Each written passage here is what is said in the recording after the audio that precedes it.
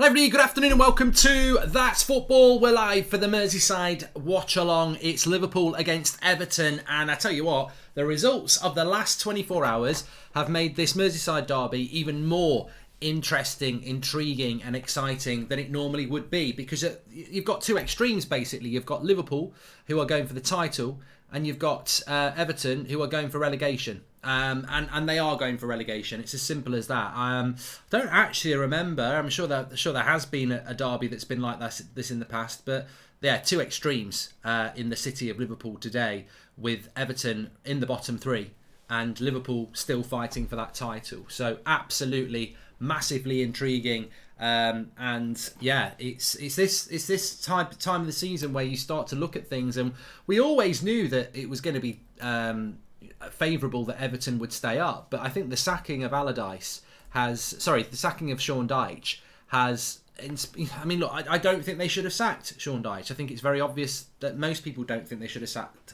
Sean Dyche, and I would say the same as what I said about with Leeds. If they'd kept Bielsa and got Bamford and Phillips back, would they have gone and got the results they got anyway? So would Sean Dyche have beaten Wolves and the other game that they won anyway? So, but the reality is they're gone. You live in the now. Burnley have won their last two games, and drawn and won their last game, and they're on 31 points. They're 2 points ahead of Everton.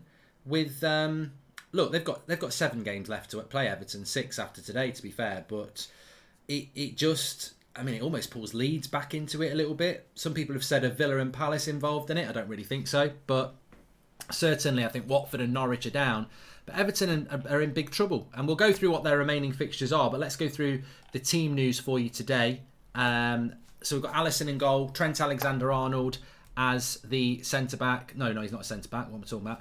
Alisson in goal, Trent, Matip, Van Dijk, Robertson, Thiago, Fabinho, Keita, Salah, Mane, Jota, with Diaz on the bench today and Jordan Henderson on the bench today. And then Everton, Pickford, Coleman, Holgate, Godfrey, Mikalenko, Doucouré, Alan, Iwobi, Gordon, Richarlison, Gray. Their bench really doesn't have a hell of a lot on it.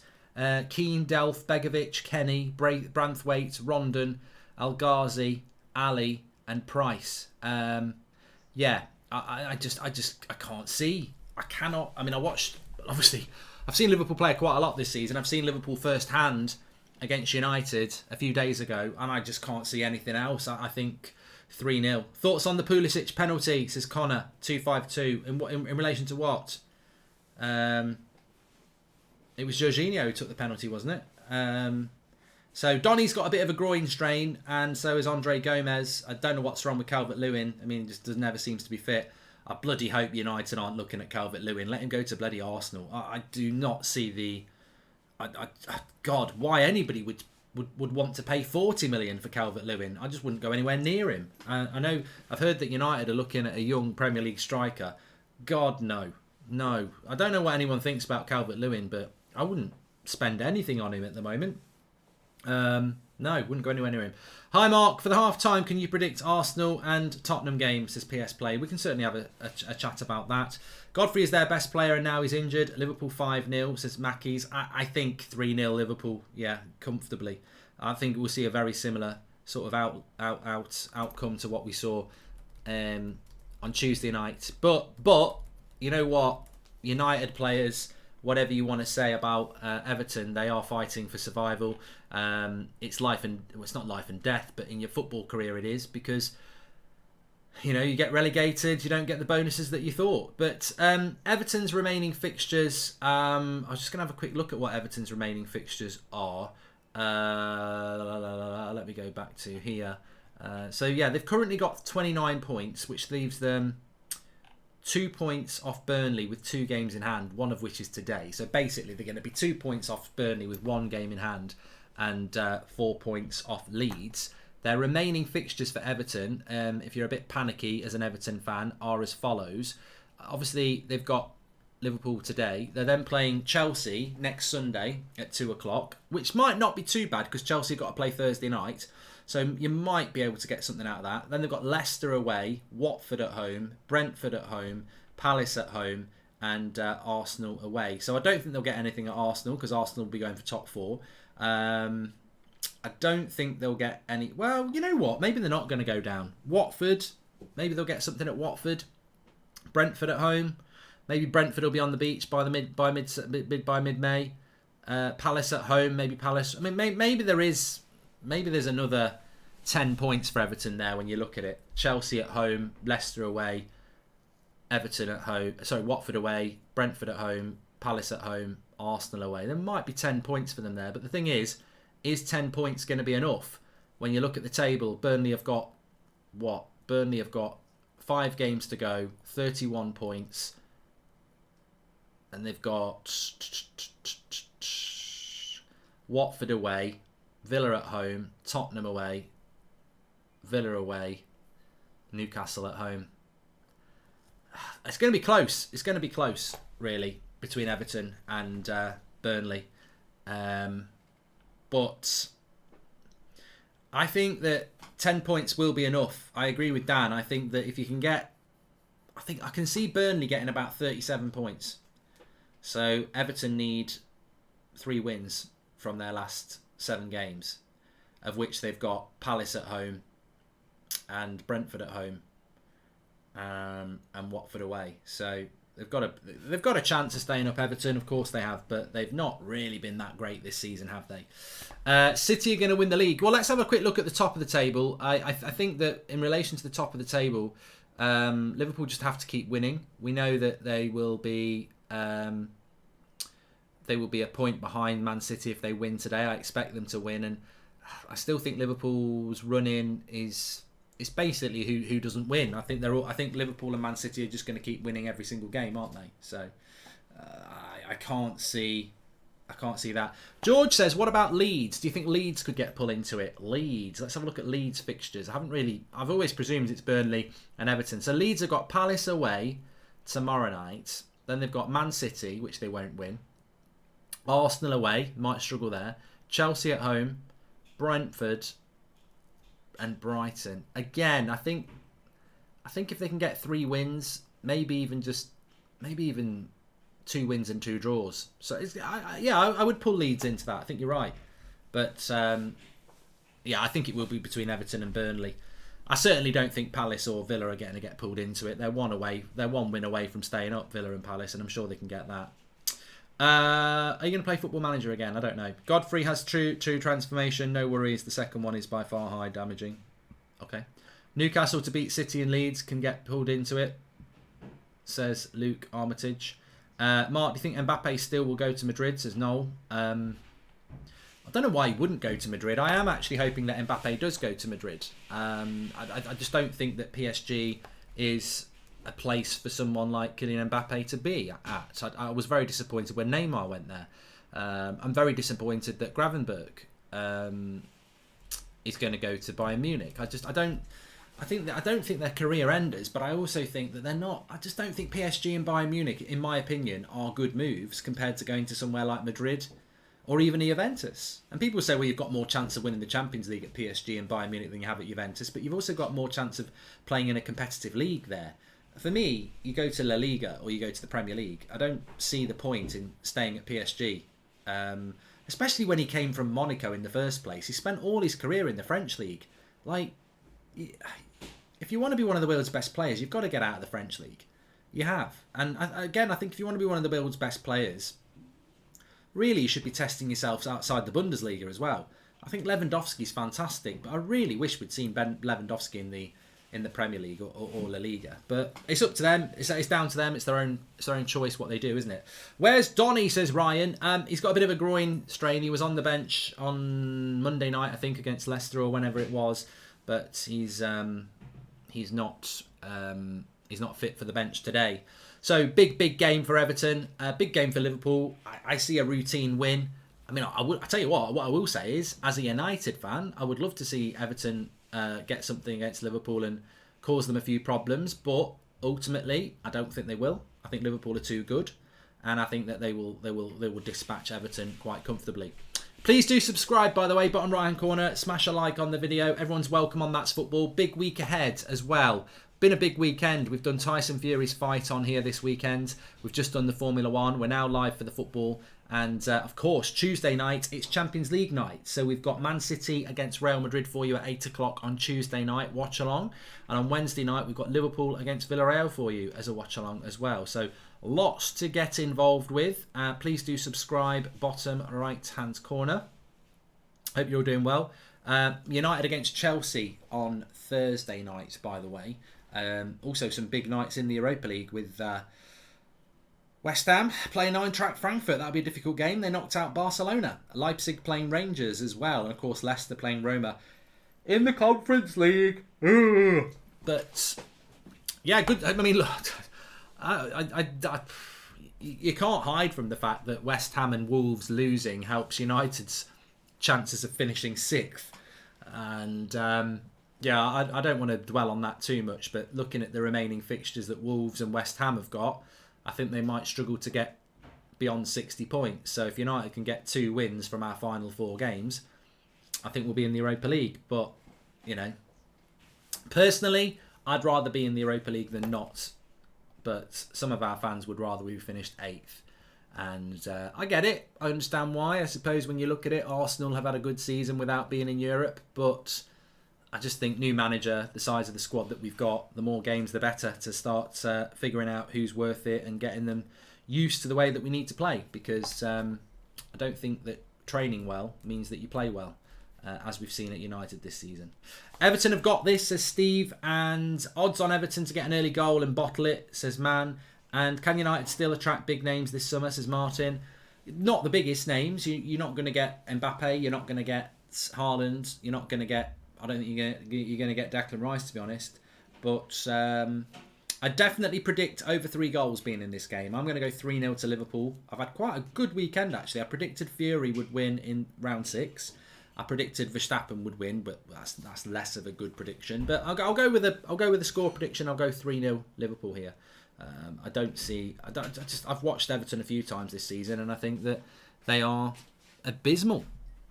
Absolutely abysmal. And I think that I've almost had to revise my opinion on Frank Lampard. I actually thought Lampard...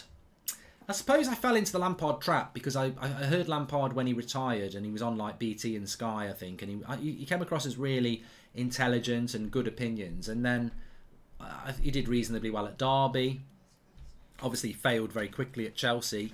And I thought, maybe he was a bit unlucky at Chelsea. Maybe the job was too big for him, too big, too soon. But at Everton... I watched the one that made me think Lampard's crap was the match when Everton beat United, and they deserved to beat us. We were terrible, but they were terrible as well. We were so bad that day. Most people would have beaten us 3 or 4-0. Everton could only beat us with a deflected shot. That's how bad Everton are. And when he's putting a midfield out of Delph, Allen, and Iwobi, I'm like, this guy, he don't know really what he's on about. So. And then he beat us. He beat us 1-0 with a deflected shot, and he's there in front of the Everton crowd like he's some sort of tactical mastermind. And I'm not even an Everton fan, and I was like, if I was an Everton fan and my manager was celebrating that like he's some sort of tactical mastermind, I'd be a bit worried.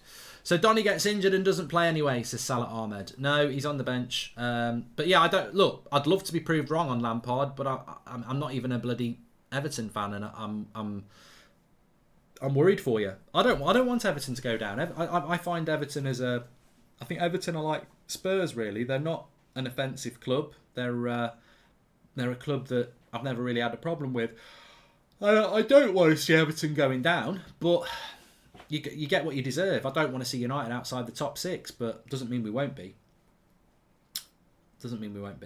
Watch Everton give a far better fight to Liverpool compared to United, says Madrid is love. Well, we've not discussed that, and of course it's a derby. I hope to see some tackles in there. It's a bit like Man United, Man City though. That was a derby, and we were bloody dreadful in it. So I think that the feeling about a derby being a great leveller, let's wait and see.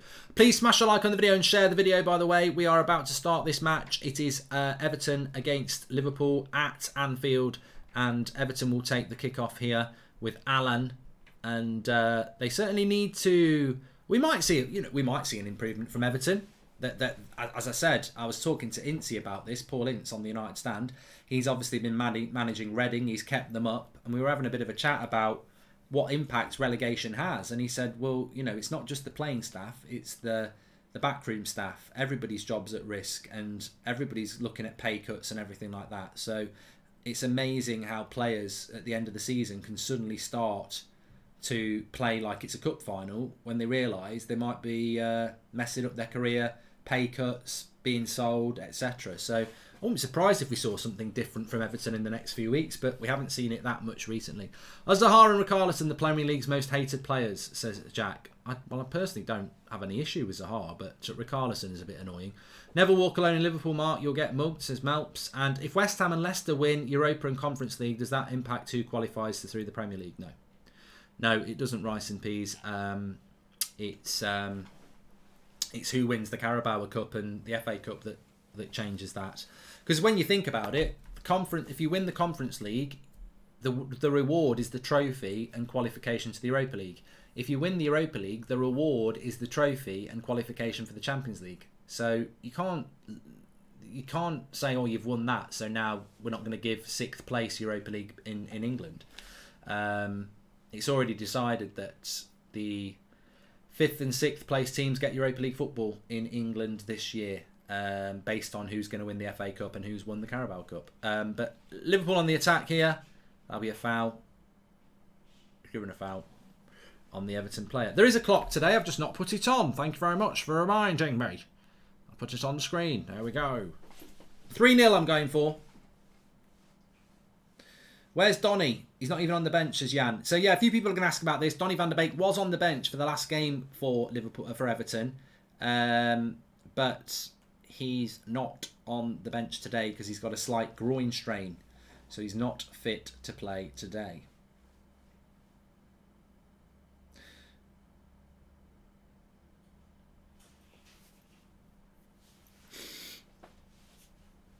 Yeah, so basically 5th and 6th place get Europa League and 7th place get Conference League no matter what.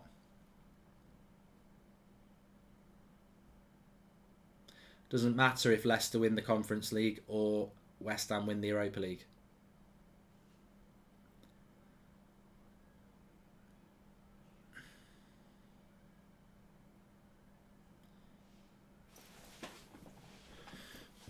There's no guarantee that West Ham will win the Europa League anyway. I mean, Eintracht Frankfurt are pretty decent. They've knocked Barcelona out. And I think Roma might be giving Leicester a game as well.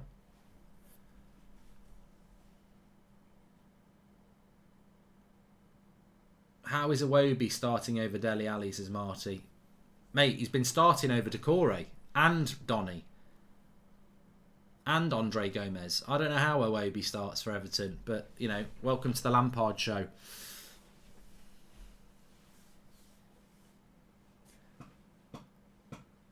It's not 5th Europa League and 6th Conference League. If you're going to type stuff, do your research and stop scaring people in the chat. We've been having this chat for weeks. 5th and 6th are Europa League. 7th is Conference League because Liverpool won the Carabao Cup and Liverpool or Chelsea will win the FA Cup. Therefore, 5th and 6th are Europa League and 7th place is Conference League. And it's been known for weeks.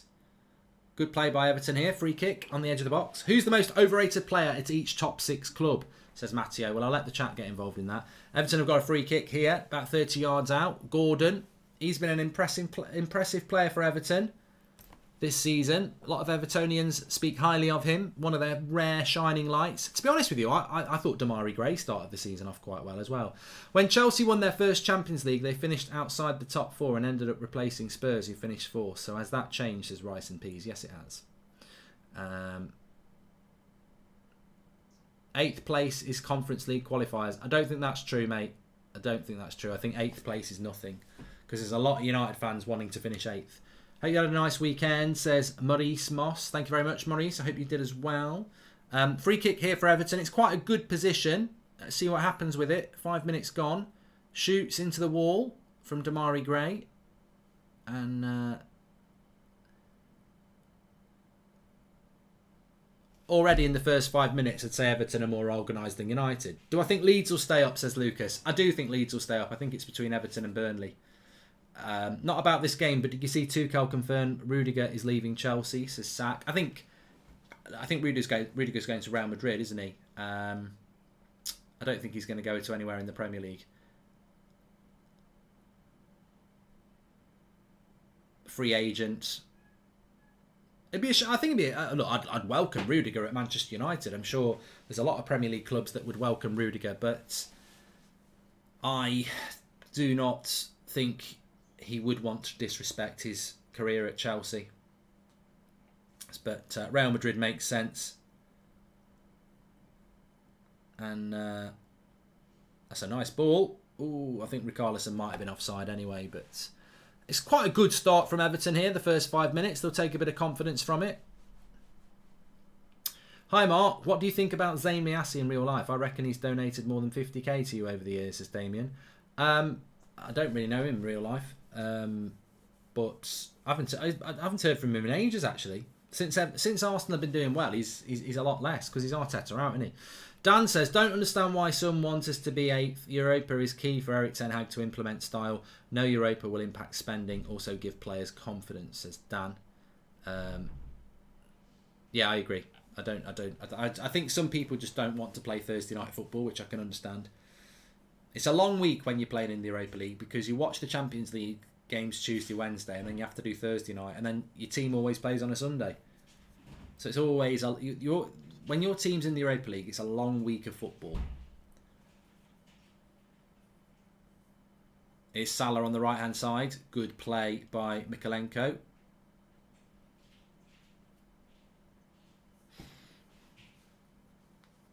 Shane says Europa ain't that bad. It's the group stage, mate.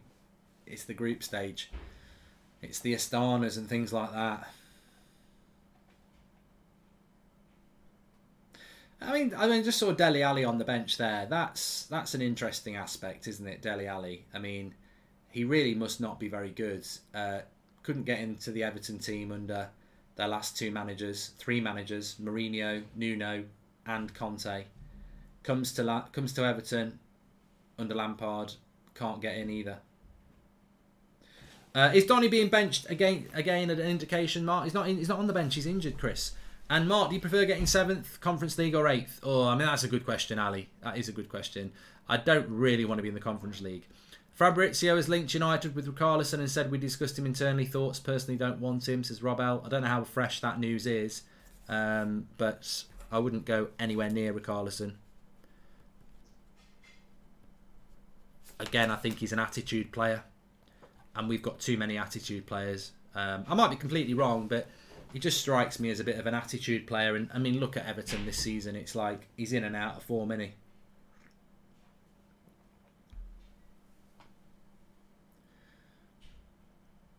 Somebody said that should have been a red. I don't think they've even looked at it. But Everton, I've got to say, call a spade. Everton have started off quite well here. They look well organised. They look well motivated. And they've got through a longer period of time than Man United did. Hassan says, justice for Nathan Ake, Mark, says Hassan. What justice do you want? Me to say he's a good player? I think he's average. I think he's your McTominay. But it's all about opinion. I'd take him at United to play next to Varane, but that's not saying a lot. What's the score going to be? I think 3-0, says Jack, the Liverpool fan. Yeah, I predicted 3-0 as well, Jack. And hi, Mark. Hope all is well for you and the fam, says Abraham. Hope it's all well for you as well. Thank you very much. Thank you very much. Seb's doing well. He's got his Ronaldo kit on. Samuel, he's been playing football. In fact, this Premier League ball, we got a couple yesterday from the shop. I think they were reduced to like 20 quid each. Is there a future for Man United since we have Ten Hag? There's always a future, Callum, until there's not a future. United should take Gomez off Liverpool. He deserves to play. But, well, he wouldn't come to Man United anyway, but to be honest with you, this always makes me laugh. It's like, oh, Gomez should play. Canate should play. But surely that's the whole point of being Liverpool. Like, that's the whole point of being a team that's fighting for the Carabao Cup, the FA Cup, the League and the Champions League. You need a squad. If Van Dijk gets injured, Gomez comes in or Konate comes in. It reminds me of United. There's the ball, look. That's what I got. It reminds me of United when we won the treble. We had Solskjaer, Sheringham, Cole and York. 4 strikers for 2 positions. Inky says, do you want Everton to be relegated? No. But you get what you deserve. That's an amazing stat in the first 10 minutes. Liverpool have made 98 passes and Everton have made 7.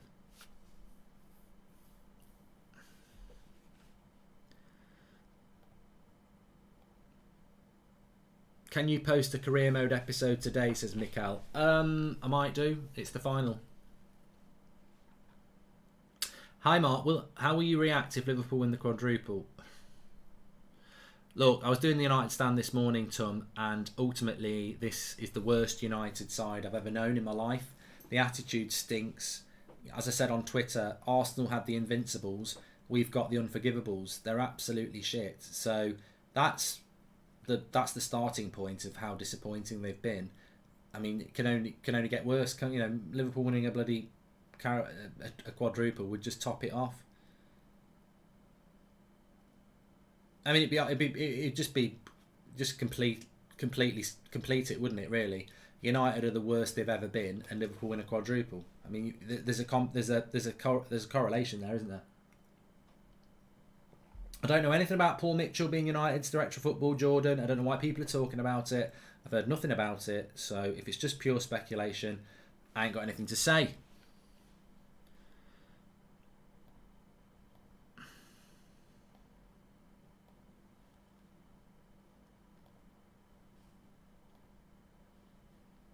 "12 minutes gone. Steady start by Everton. They're not losing. Any Everton players getting into Liverpool's team, including the bench? If so, who?" Says the LMH.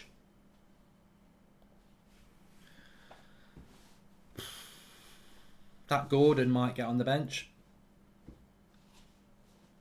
That's about it, innit?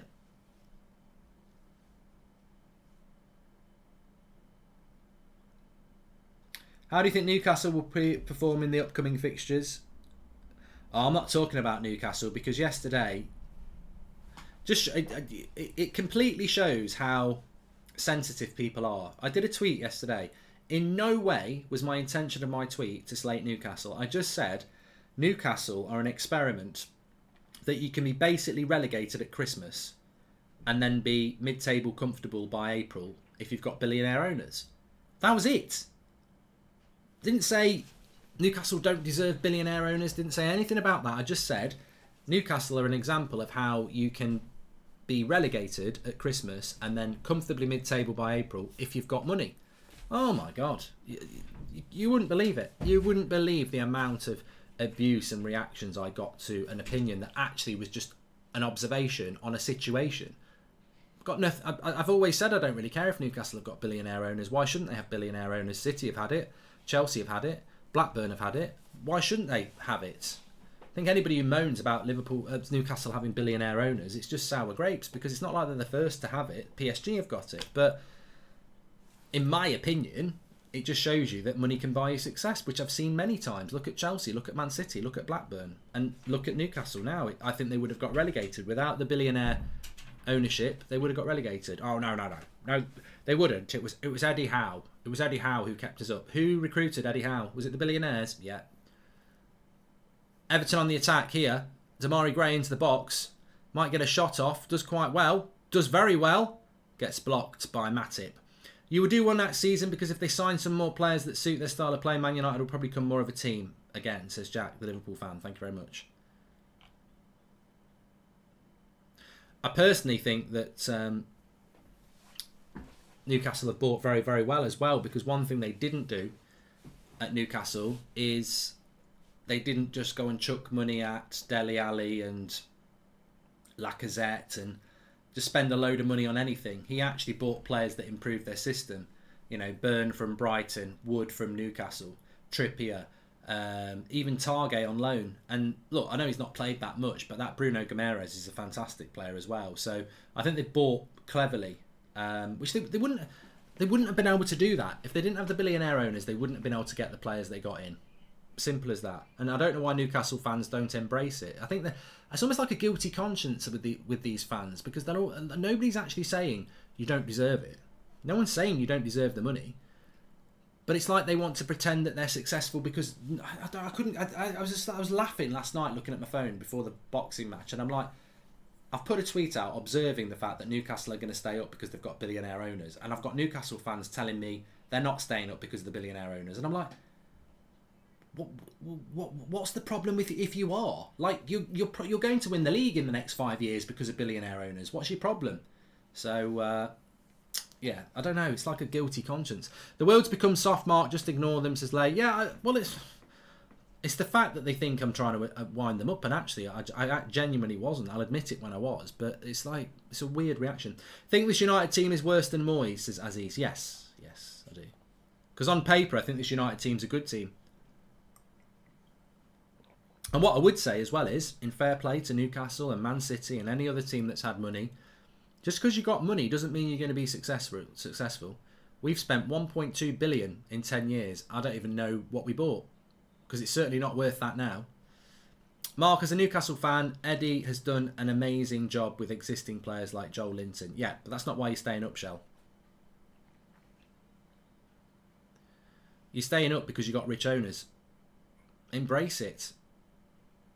You're staying up because you got rich owners who are very intelligent about football and made very good decisions. Eddie Howe was a brilliant bit of recruitment.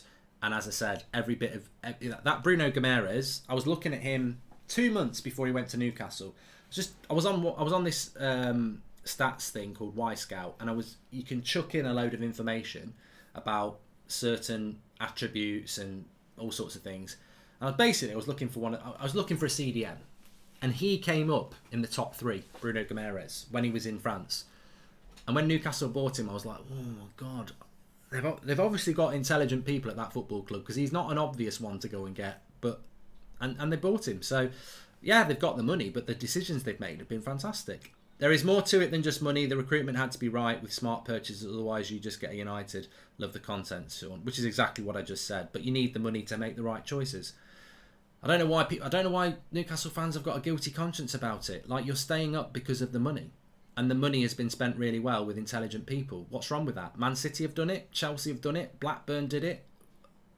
Don't pretend you're doing anything different, but you're doing it well. I don't get it. I'd love to have it at United. If Man United becomes successful in the next 5-10 years, then Ralph Rangnick is the best thing that's happened to Man United in a decade, says Jamesy. And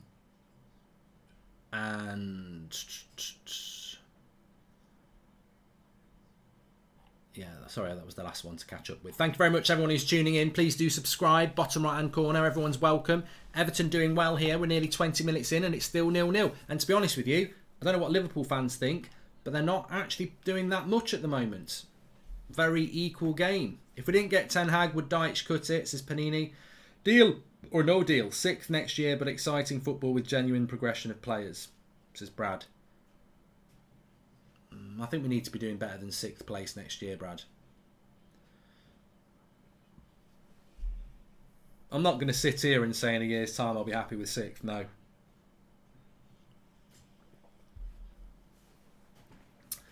Sixth place this year is not Conference League. It is Europa League. I know some people don't bother to look at it, but trust me, I've been looking at this for a long time. 6th place is definitely Europa League, and 7th is Conference League. Newcastle will take ages to get going, says Ho. I think it's going to be really interesting to see what summer Newcastle have. I mean, at the end of the day, for Newcastle to win the league, they're going to have to sack Eddie Howe. That's always... If you look at Chelsea, did their very first manager with money win them the title? No. Man City, did their first manager win them the title? No. Eddie Howe's done a great job. They'll get rid of him in the next couple of years, and it'll be the next manager that's the one that takes them on to things, I would imagine. I don't think Eddie Howe's the sort of manager that's going to take Newcastle to a title, no, and I don't think Eddie Howe's the sort of manager that's going to get you an Erling Haaland or or a Jude Bellingham or something like that, which is ultimately what Newcastle will be looking to do in the next few years. So, yeah, I think Newcastle just got to enjoy the journey and see where it goes. But the trouble that Eddie Howe's going to have is that club's ambition is never going to settle. It's going to be like, right, well, okay, we stayed up. Next season, we want to be top 8. Season after that, we want to be top 4. Season after that, we want to fight for the title. Mancini was not Man City's first manager with money. We want to check who their first manager was. It wasn't Mancini.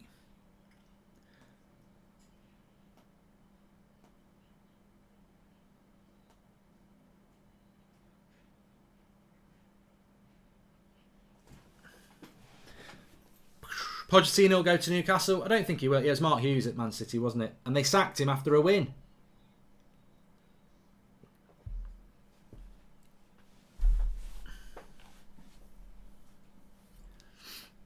Although, in fairness, Mancini was probably the Man City's owner's manager that they wanted because they inherited Hughes, didn't they? If you didn't support Man United, who would you support? I think this is one of the stupidest questions I get asked all the time, Jack, and with all respect. I find this question really weird, and I get asked it all the time. If I didn't support Man United, who would I support? Well, I've got no bloody idea because I support Man United. How there's a reason I support Manchester United. It's because of family reasons and background, etc. That you're asking me to change all of that. I didn't randomly pick Manchester United. I didn't go, oh, it's Man United. That's who I'm going to support. So I don't know. Mark, you must have seen the Ten Hag interview with Sky. People saying he couldn't speak English. Well, to me, he sounds fine. Andrew, I've got no idea why people would think a Dutch person can't speak English in the first place. It's just, I was laughing about this weeks ago that there was this question mark about Ten Hag's English, and I'm like, I've been all around Europe. A lot of them can speak better English than a lot of people who live in England. So I just think there's a word for that. English arrogance, basically.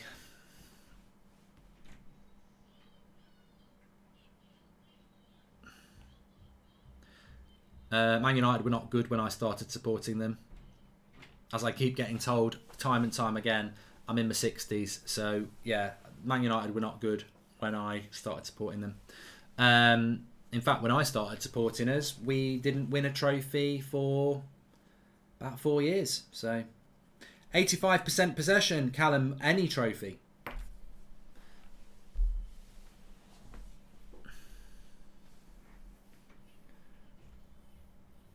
Yeah, and well, somebody just said there, Nicola said everyone in Holland speaks English. This is why I was amazed when there was actually media outlets in the UK saying that Ten Hag's English is a concern. It just shows you how insular certain people are. Corner to Everton, 23 minutes, headed away. Liverpool have not been that good. I don't know what anybody thinks about it, but I don't think Liverpool have been that good so far. I'm not in my 60s. Somebody just said, are you in your 60s? Why do people sleep on Ancelotti? He's won it all. I don't think people do they, Ariel? Everton on the attack. Oh, he's given it. He's given a penalty. No, he's booking him. He's booking him.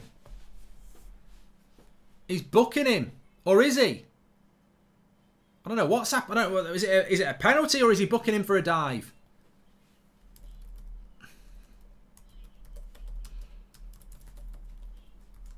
Let's have a look. VAR might have to jump in anyway. He's booking somebody. I don't know what's going on. I think it might be a penalty. Or is it the dive?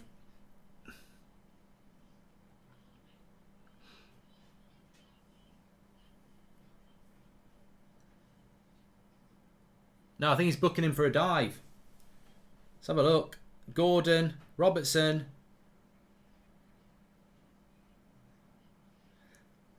Yeah. I mean, to be fair, it is. I think it's a penalty. There's connection there. I mean, he's made a meal out of it.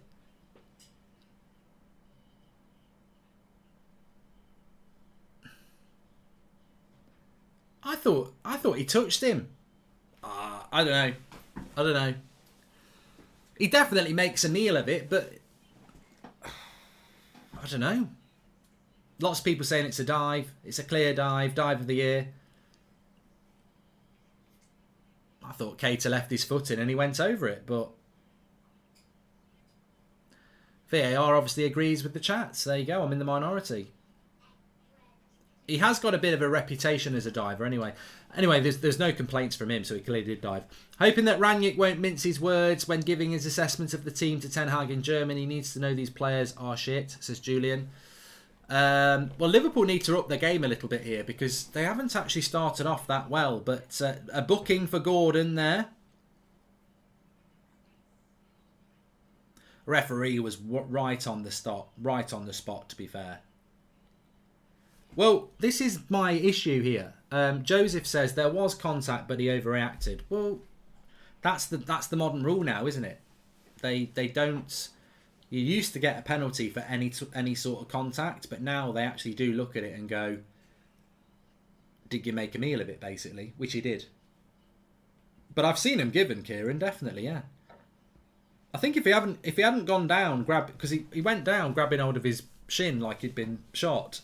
I think if it had just gone down naturally, he might have got it, but he definitely made a meal of it. And you do. I don't think you see that enough. I really don't think you see that enough. People being booked for diving in the box. I wish referees did it more. Sterling does it all the time. Bruno's done it, to be fair.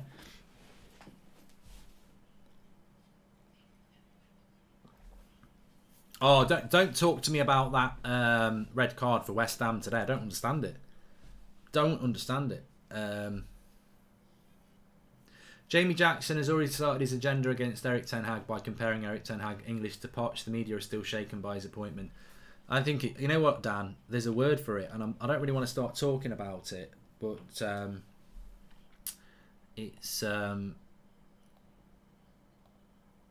it's wrong because Dutch people speak good English.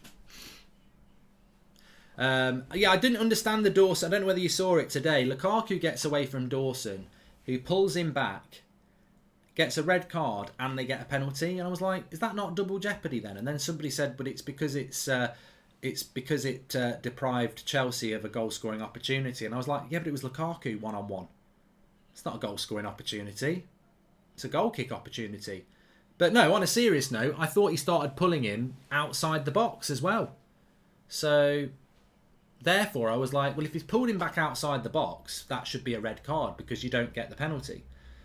But to give a penalty and the red card seemed a bit off to me. But ultimately as well, I also thought the foul started outside the box. So, I don't know. Imagine if the ref had said, no, it's not a goal-scoring opportunity because it's Lukaku. You're shit, mate. Anyway, half an hour gone. Who's staying up, Mark? Burnley or Everton, says Julian. Let's do a poll. We haven't done a poll. Who is staying up?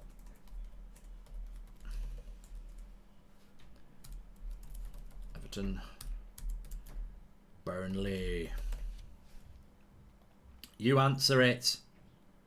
You answer it. Both got. I think Everton's chances lay with the home games they've got against Palace, and they've got an away game against Watford and a home game against Brentford. If you're not attempting to play the ball, then double jeopardy is not a thing, says Threefold Path. Well, there you go. Well done. But I still think the foul started off out the box. You love a joke involved with a Chelsea striker, says CT. And relax, Mark. Your demise as a club is as comical as Arsenal, says Luca. Mate, you're watching my channel. I'm a winner. Simple as that. And you really, really haven't been watching my channel very long if you think you can wind me up by saying United are shit. I mean, do you not watch my clips? I'm fully aware that United are shit. I cannot be bantered by rival fans because we are shit. And I've been very open about that for most of the season. So I literally cannot be bantered by rival fans when I already know it. Mane is playing sort of as the striker, yeah, but I think there's a bit of interchangeability with Jota.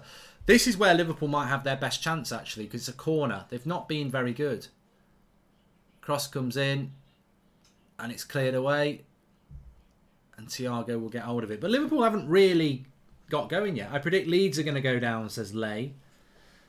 I wish Everton got relegated, says Matt Mahish. It'd be sad to see Everton go down because they've always been in the top league in my life, whether it's the Premier League or Division 1. Who do I think is going to win the league? My prediction from day one was Man City, so I'm going to stick with that. But I think the winner of the league will win every game from now until the end of the season. So the thing is, it's about who's going to drop points where. Like Liverpool's remaining fixtures, I think they've got this today, which I think they'll win. Then they've got Newcastle away on Saturday, which I think they'll win. Then they've got Spurs at home, which I think they'll probably win. Villa away, could be difficult, Villa away, because it's Gerrard. And then they've got Wolves at home, and I think they've got Southampton away. So I think Liverpool are more than capable of winning every game. But Villa away and Spurs at home potentially could be difficult games for them. Man City, I know they've got Wolves away. They've got Leeds away. Newcastle at home. West Ham away. Villa at home. I mean, I don't know. I think Man City might win every game. Man City's running certainly looks slightly better than Liverpool's, but not so much that you'd definitely say it's going to happen. One thing I would say is that City won't win every game comfortably. I remember that season where it happened and they were at home to Leicester and Vincent Kompany banged that absolute screamer into the top corner.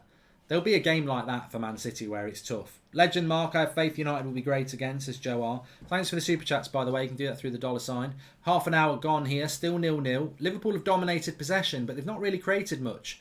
Everton almost playing with a back five and on the break. And obviously that system works well if you can not concede in the first 5 minutes like United did. So Everton doing a better job than United did at Anfield on Tuesday night.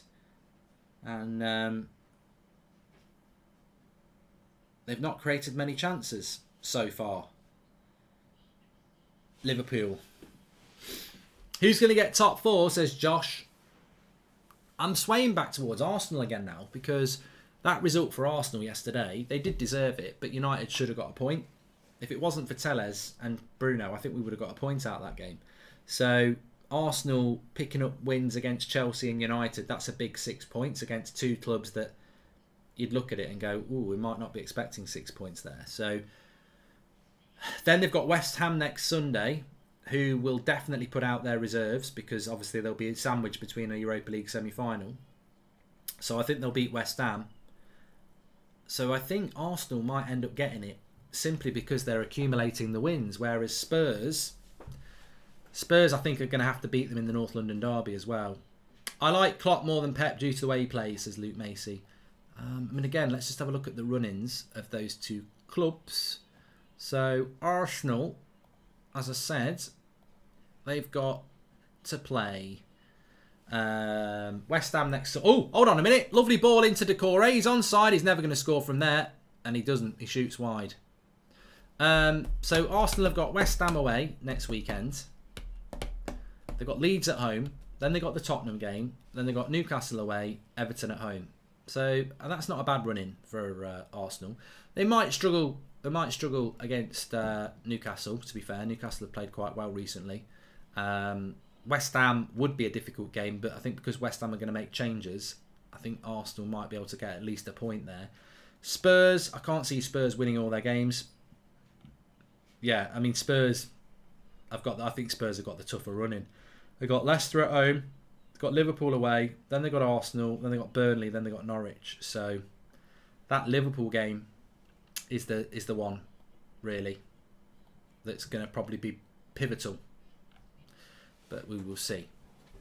What inspired to create United Stand on other platforms, says Shell. Oh, I'm bored of this question, Shell. I'm so bored of it, I'm not going to answer. People say it's rude, but I've answered it so many times over the years. I really just can't be asked. In fact, I'm going to make something new. I was having a poo one day and I thought, you know what? I'd love to have a YouTube channel. So I went downstairs and I set one up. There we go. What do you think of Ben Godfrey as a backup centre-back, says Julian? I wouldn't take any Everton player. And who will win the World Cup, says Save Burrito. I'm going to go with France. Yeah, I'm going to go with France. The only Everton player I'd take is Donny van der Beek, who is actually a Man United player. But no, I don't think there's an Everton player. Again, I think you've got to look at mentality. One of the things we've learned as United fans this year is the mentality thing is more important than talent. Not, you've got to have the talent. I don't just want strong mentality players, because you can find them in the bloody Conference League or the National League. But the talent without mentality isn't worth it. And I think these Everton players are weak mentality players as well. So I won't go anywhere near them. There's not really an Everton player that I look at and go, ooh, he's good. So, no, I didn't. Alan, somebody said they'd take Alan. Well, yeah, you're probably not wrong, because I thought under Ancelotti, 2 minutes and we conceded on Saturday, says Tropique. Yeah, I think that Alan, when he was under Ancelotti, was fantastic. But obviously this season, Everton have not been coached well. How did Man City used to pull 80,000 fans at Main Road when they were crap, says Liverpool. I don't think they ever did they? 80,000? Never heard that story. Crazy how Everton are playing 100 times better than us, says Morbid. But Everton are playing for their lives as well. I'm telling you now, relegation is a sharp tool to give someone a kick up the backside with.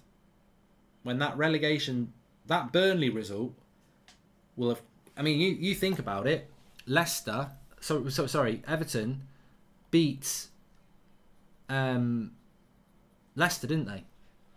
Sure they did. Sure, their last time out, they beat Leicester. No, they got a late equaliser against Leicester on Wednesday night. And they'd have been thinking, oh, you know, we're going to stay up, we're doing great, we're absolutely fine. And then they've watched Burnley on Thursday and today pick up 2 massive wins. And suddenly, suddenly they beat Southampton 2-0 and then they beat Wolves and they've got 6 points and suddenly Everton are in the bottom 3. And I think what we're seeing from Everton now is panic. I think Everton were in the mode of, yeah, we're going to stay up. Even though we've not been that good, we'll do just about enough. And now they're like, oh no, maybe not. United should have been fighting for their lives for top 4. Mate, they wouldn't fight. They wouldn't bloody fight for their lives for anything. Weak mentality. As long as they're getting paid, that's all they're bothered about. Anyway, we're 8 minutes away from half time here, and surprisingly, it's been a bit of a flat game from Liverpool, which you've got to give credit to them for.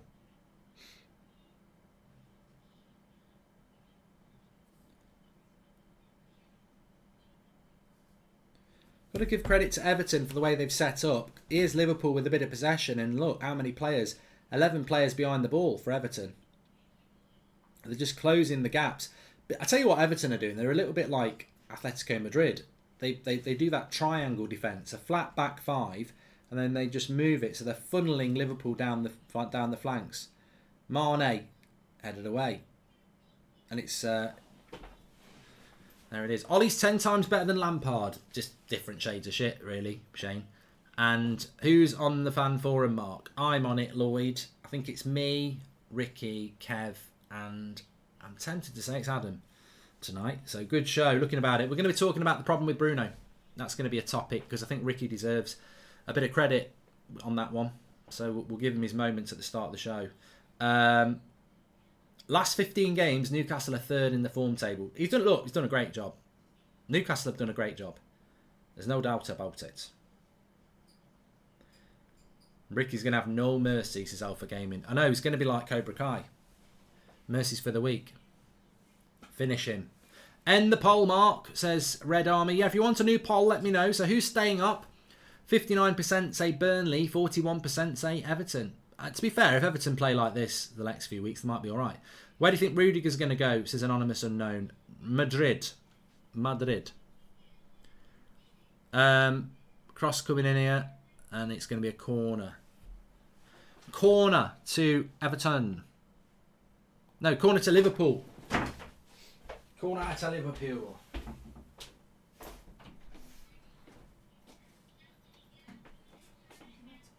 No. All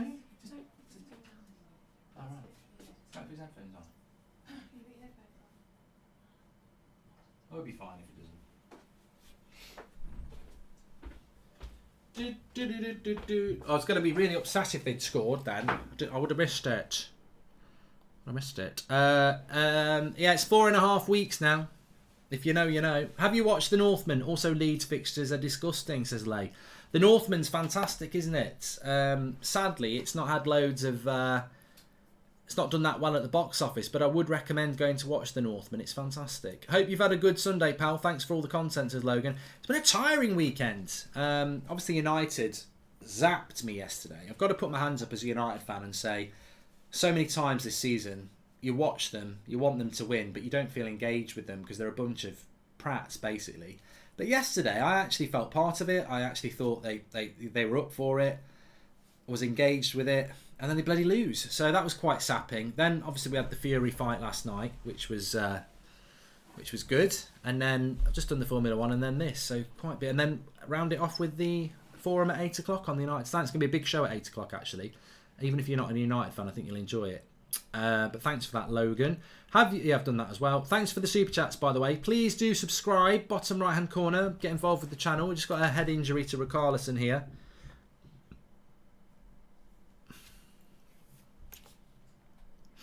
We are doing the Champions League watch-alongs this week, Tuesday, Wednesday, and then it's United-Chelsea on Thursday night. So make sure you subscribe, bottom right-hand corner. Get involved with the channel. Everybody's welcome on here because it's That's Football. So it doesn't matter who you support. And we're getting closer to 660,000. Bottom right-hand corner to subscribe. Thanks, everyone, tuning in.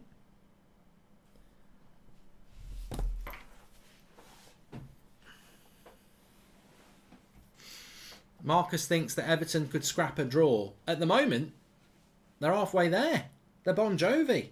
What's the half-time chat? We need a half-time chat. We need a half-time chat here. Thoughts on Fulham being promoted? Oh, good question, Stuart. I don't want to offend Fulham fans, but you're probably going to go straight back down. You're just a yo-yo. I really would rather see something different. Fulham, West Brom, Norwich, they're all cut from the same cloth. They are. Inferno's not happy with Liverpool.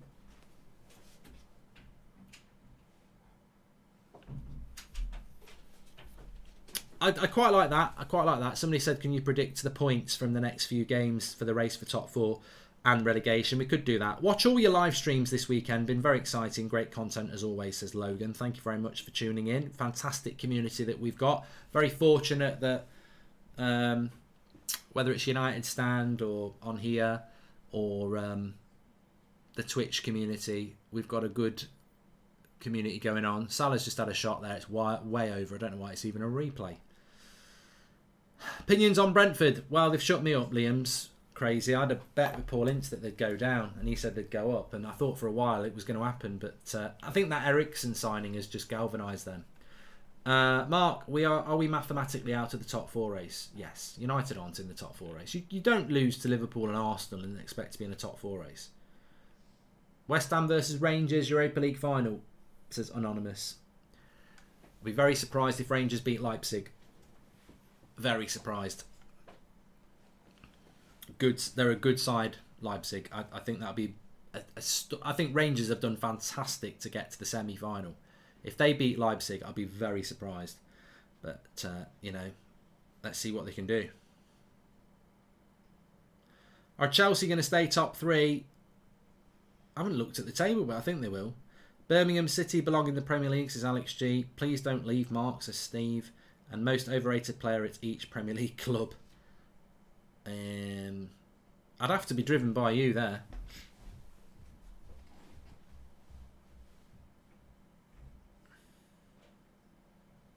I know they had 84,000 fans at Main Road when they won the First Division Championship, says James White.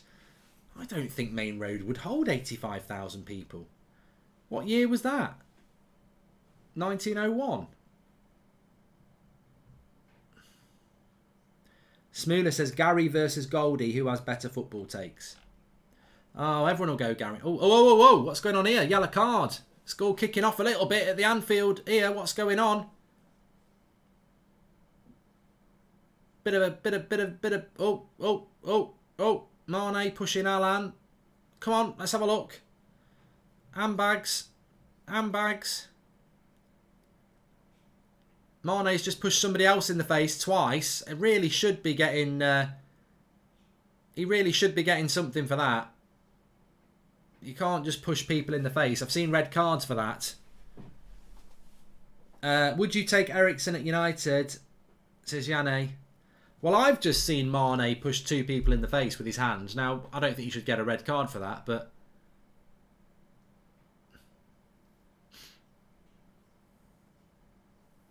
I don't know what happens to get... So, Richarlison goes down. I don't even know what really causes it, really. Oh, Doucouré goes in on Fabinho, fouls Fabinho and gets booked. And then it sort of kicks off a little bit. So Doucouré gets booked. I don't think there'll be anything else after this.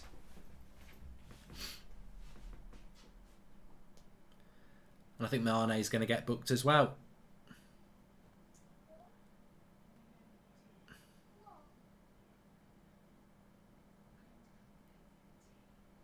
Is he? Yeah, Mane gets booked.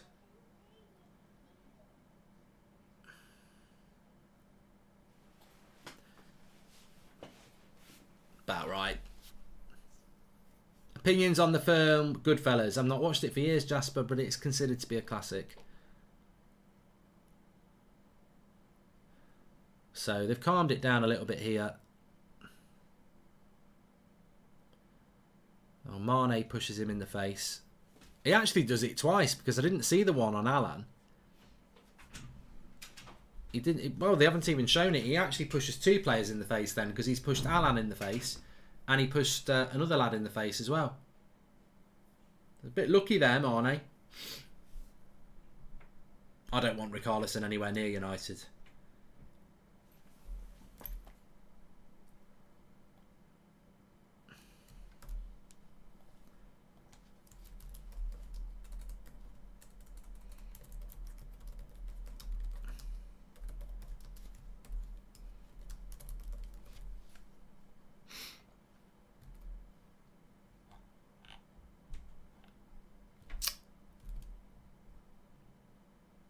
Well, I'm pro that. I'm pro a little bit of passion in a game, and it's always nice to see it in a derby. People showing that they care. Give me some sneaks, is Dominic. Not on. No, I don't need today actually. We need an half-time topic. We need a half-time topic here. Just been relegated to National League, Mark. Our fans were on the pitch in the 80th minute. Game called off to protest against our owners. Abdallah out, says Hamas. And United have an 66. United have had a 67 million bid accepted for Nunez, says Luke 82. Bollocks. You're going to tell us who's telling you that, Luke? You can't just do a super chat putting crap out like that because you think you want to be an ITK. You're a BSer. That's what you are. Cross comes in from Mane and it ends up with Pickford.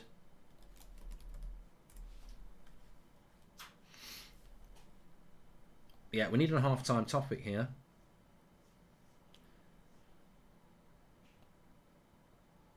Give me some. Give me some.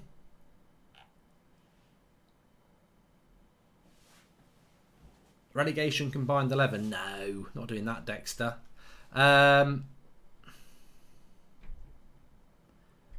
Most underrated player from each Prem club, says Jordan Robinson. I think I'd rather do overrated, to be honest. Dean says, Luke, can we have the lottery numbers as well? Predict the table for next shampoo tier list. Who do you think is going to win the world title in the F1? Verstappen. One player.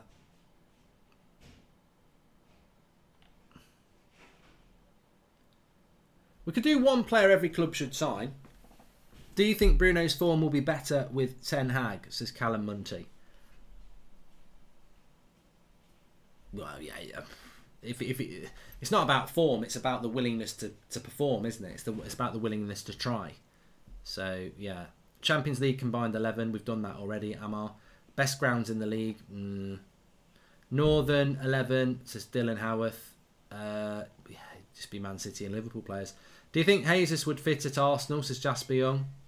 Don't know whether he's out and out striker enough, to be honest. Not so sure. Right, so let me just put this tweet out and then I'll tell you what we're doing.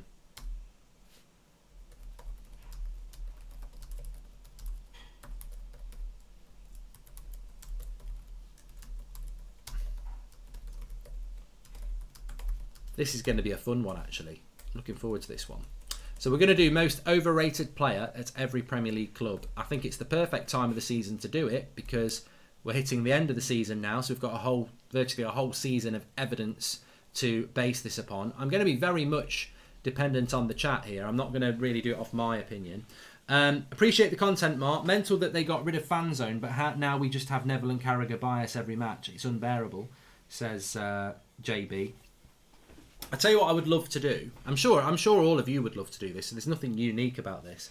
I would absolutely love to, not because I'm a fanboy or anything like that, I would absolutely love to sit down opposite a Gary Neville or a Roy Keane or a Jamie Carragher or a Graham Souness. I'd just love to sit opposite them and be given 10 topics by people where they just go, Man United's best manager in the last 10 years.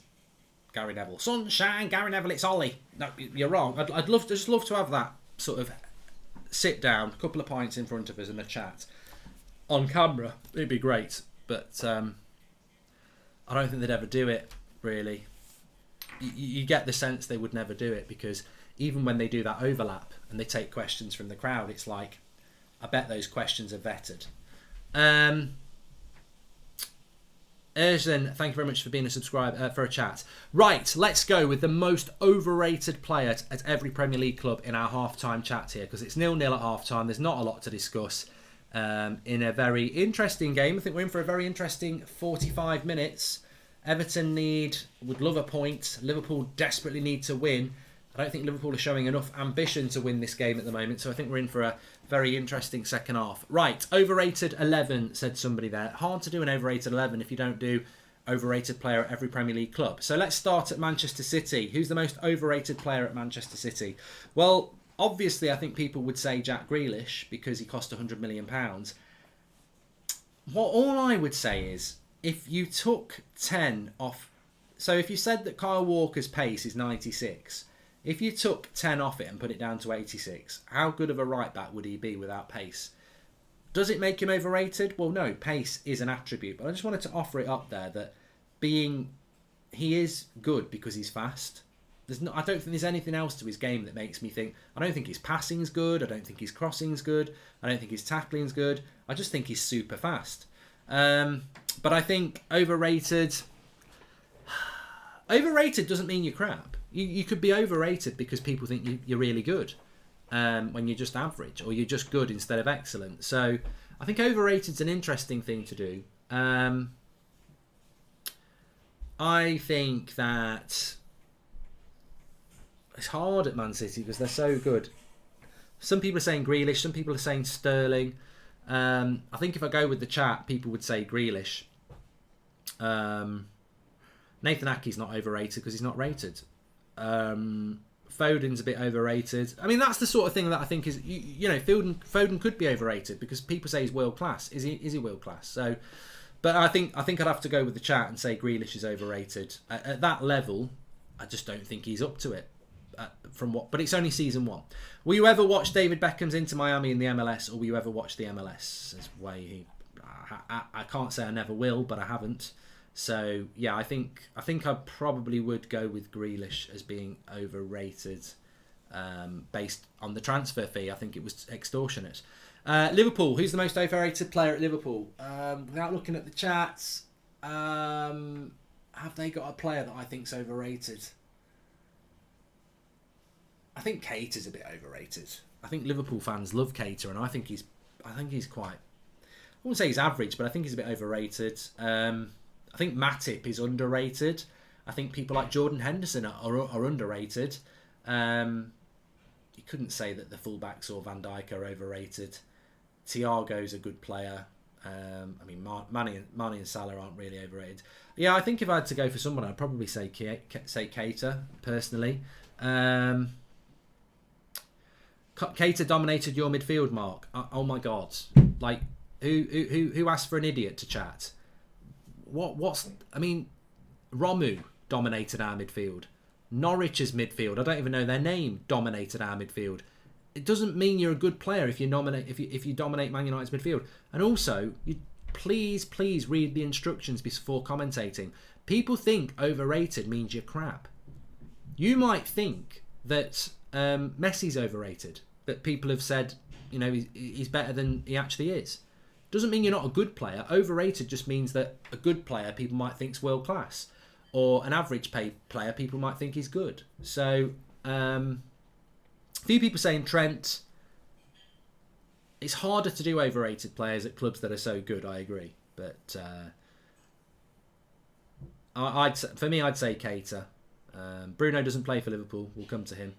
It takes a bit of time to get to United because we're going down from first place, you see. So Chelsea, who do you think? Wow, it's easy. Chelsea's easy. Lukaku, easy. So Mane gets a yellow card there for pushing Alan. It's amazing how the TV won't show him then pushing somebody else. Yeah, he pushes Holgate as well. Pushes two people in the face. He should get a red card. It should be a red card to Mane. He clearly pushes two people. Well, it's not as bad. That one's not as bad. Second one, really. Combined Spurs, Arsenal, United 11, says Andrew. Yeah, we're not doing that. We're doing something else at the moment. So, yeah, who agrees with me? Overrated player at Chelsea, Lukaku. Some people say Jorginho. He's fell off. Definitely fell off this season. A few people say Mount. Keep up the great work, Mark, says Mike Green. Thank you very much for the super chats. Yeah, I don't think it was a red, Sam. Looking at the second one. I was thinking about 2 yellow cards, but I don't think I'd give him a yellow for the second one. I think Jorginho's going to get it at Chelsea. He's definitely not very popular at Chelsea at the moment. It's amazing how the fan base has turned on Jorginho at Chelsea. But there you go. Klopp was asked in an interview about our situation. He said, "You can't come to Anfield with no defensive midfielders. This board are to blame for this," says Dan. And I looked up Main Road's record attendance, and it was 84,000 against Stoke on the 3rd of March 1934. 1934? Come on. You could get 200,000 at Wembley in the 30s. You can't use your bloody record attendance from before the fucking Second World War. They didn't even have... They just let everybody in. So, most overrated player at Arsenal. Is Lacazette overrated? I don't think he's really rated, is he?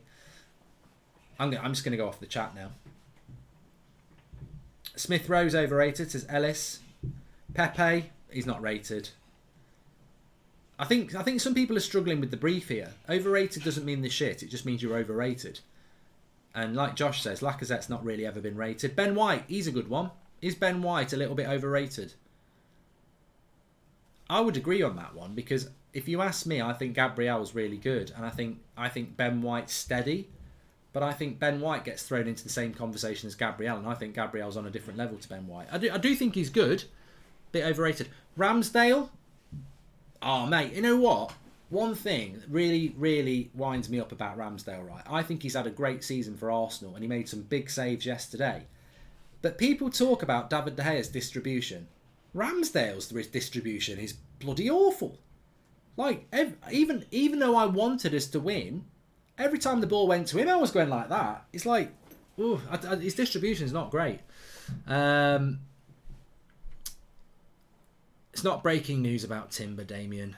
I'm going to start blocking knobheads in the chats.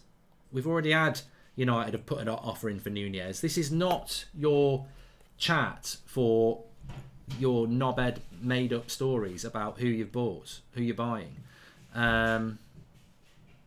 Is Ben White better than Lindelof? Says Paul. Pickford's better than Ramsdale. No. I think Ramsdale's a good goalkeeper, and I think he should be England's number 1, but he probably is a little bit overrated, to be fair. But going off the chat, I think we'll go with Oh, we'll just go with Lacazette, I think. Spurs. Who's the most overrated player at Spurs? Harry Kane. Nah, I'm only joking. I don't. Do Spurs actually overrate their players? It is quite difficult. I think if you're at a club where it's difficult to find a player that's overrated, then you're probably doing quite well. Kulusevski's overrated, is he? Davinson Sanchez. Kenny Freeman, thanks for the chat. Son. Højbjerg. Son's overrated.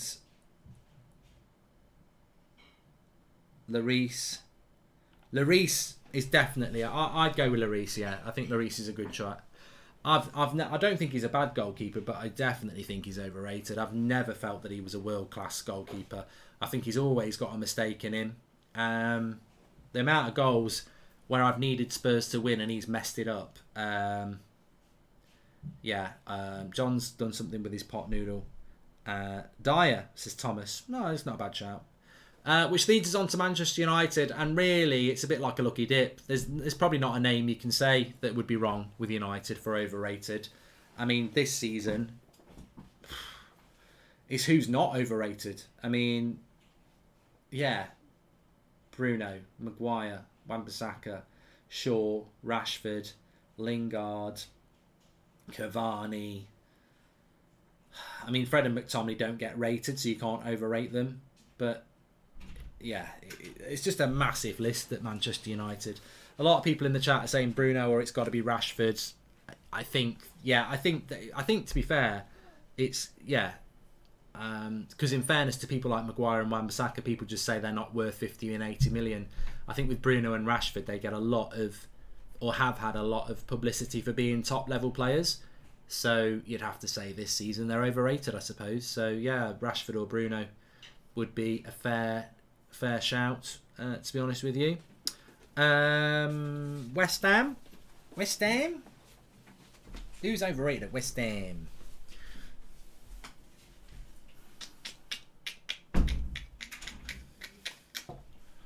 Well, West Ham have done very good at overachieving, so it's hard to say. Declan Rice, I thought Declan Rice might get mentioned. Is he overrated? He's overpriced. That's not his fault. He's not £100 million, that's for sure. But is he overrated?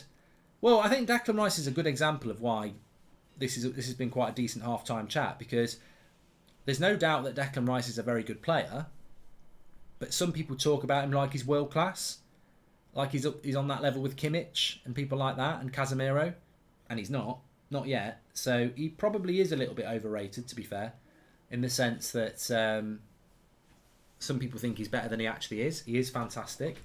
So maybe it is Declan Rice. Some people saying Antonio and Soucek, says Vignesh. But what you can't deny is that they've had a fantastic year, West Ham. Please do subscribe, by the way. Bottom right-hand corner, you're all very, very welcome. 0-0 at half-time between Liverpool and Everton. Liverpool have not been that dominant. I predicted 3-0 before the start of the game, and I said there'd be a lot of goals. It's 0-0 at half-time. West Ham down to... is it Wolves next? I mean, do we even care who's overrated at Wolves? The game's about to start anyway now. That was enjoyable. It passed a little bit of time.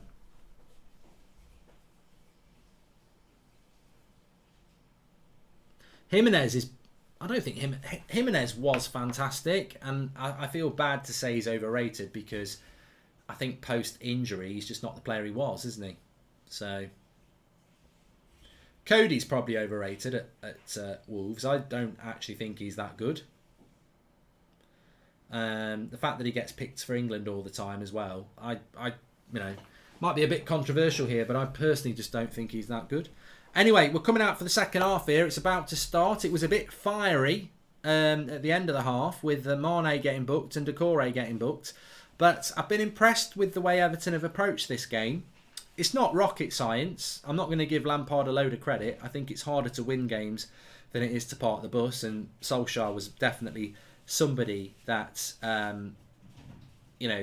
made a career out of parking the bus and hitting on the brake. But what I do think Everton have done well in this game is they've done that triangle thing that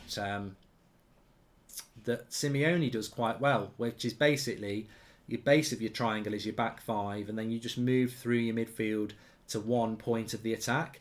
And what that does is it just shows, it forces the attack down each side, and you know, basically just covers all the options through the middle. And I think that Liverpool have struggled because of that. You can see it in operation now. Loads of people behind the ball, and but obviously the plan comes crashing down if Liverpool score.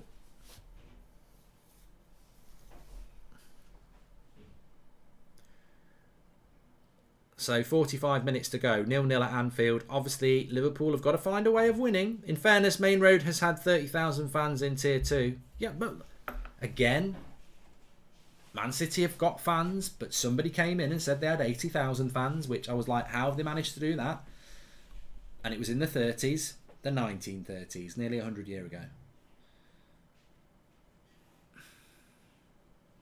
Thiago, nice ball into Mane in the box. He holds on to it well. Robertson, back into Mane. Everton having to fight hard here. And a corner to Liverpool, which they're very good from. Is Everton parking the bus, says Dika. Yes. Yes, they are. Which is probably their best. Well, it's their only way of coming here and getting a result. There's no way Everton can go to Anfield and go toe to toe with Liverpool. There's not many teams that can. Good corner, cleared away. Here's Keita over the bar. Thought he was going to shut me up then. Imagine if Keita had scored then in the top corner, lifted a t-shirt and said, "Up yours, Goldbridge," because he'd been listening in at half time. Galway are beating Mayo, says Chew Defat. My prediction is 2-0 to Liverpool, says Dean Potters. Liverpool will win this, says Shravan. And Mark Ball only in play for 28 minutes in the first half, says Pev. Favourite rivalry in Premier League history, says Andrew. Arsenal United, late 90s. Download. Yeah, it was great. Keane, Vieira, Sir Alex and Wenger. Two fantastic teams. Yeah, 100%. 100%. Do you think Saka will be one of the world's best? Says PS player. I think he's a fantastic player, mate. From the very first time I saw him play against United, I thought he's a player, and every time I see him, I think he's a player. Got a great mentality as well. Look at his reaction to the penalty miss in the Euros to go and have a season like he's had. That's just strong mentality. Mark, hi. I think the British bias is overrated, and people saying Dutch players doesn't work should know. Bergkamp, Van Nistelrooy, Van der Sar, etc. were great, says Adnan. Oh yeah, this is to do with be interested to see what non-United fans think about this. So there was a story on Friday from the Manchester Evening News that United are wary of bringing Dutch players in because Memphis Depay and Van der Beek haven't done that well. And you're like, oh yeah, because the British players are just queuing up with success, aren't they? But you can't not buy Dutch because two players didn't do that well. And to be fair, Memphis left Manchester United and did well in France and has done reasonably well at Barcelona and was doing well in PSV. It's ridiculous, absolutely ridiculous. And we've had Van der Sar, Yapstam, Van Nistelrooy, Van Persie. Daley Blind was okay as well. You can't just say, "Oh, Dutch players don't do well." It's just this. Again, it's this bias is just ridiculous.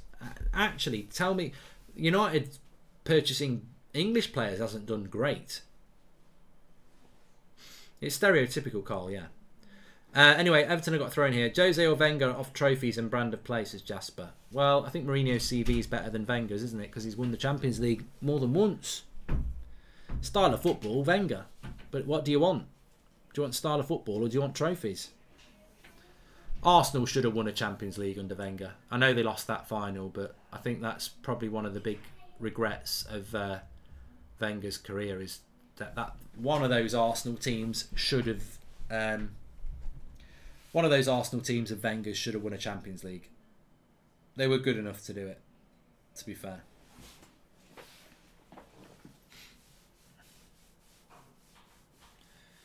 Rooney's the last great English player bought by United, says Austin.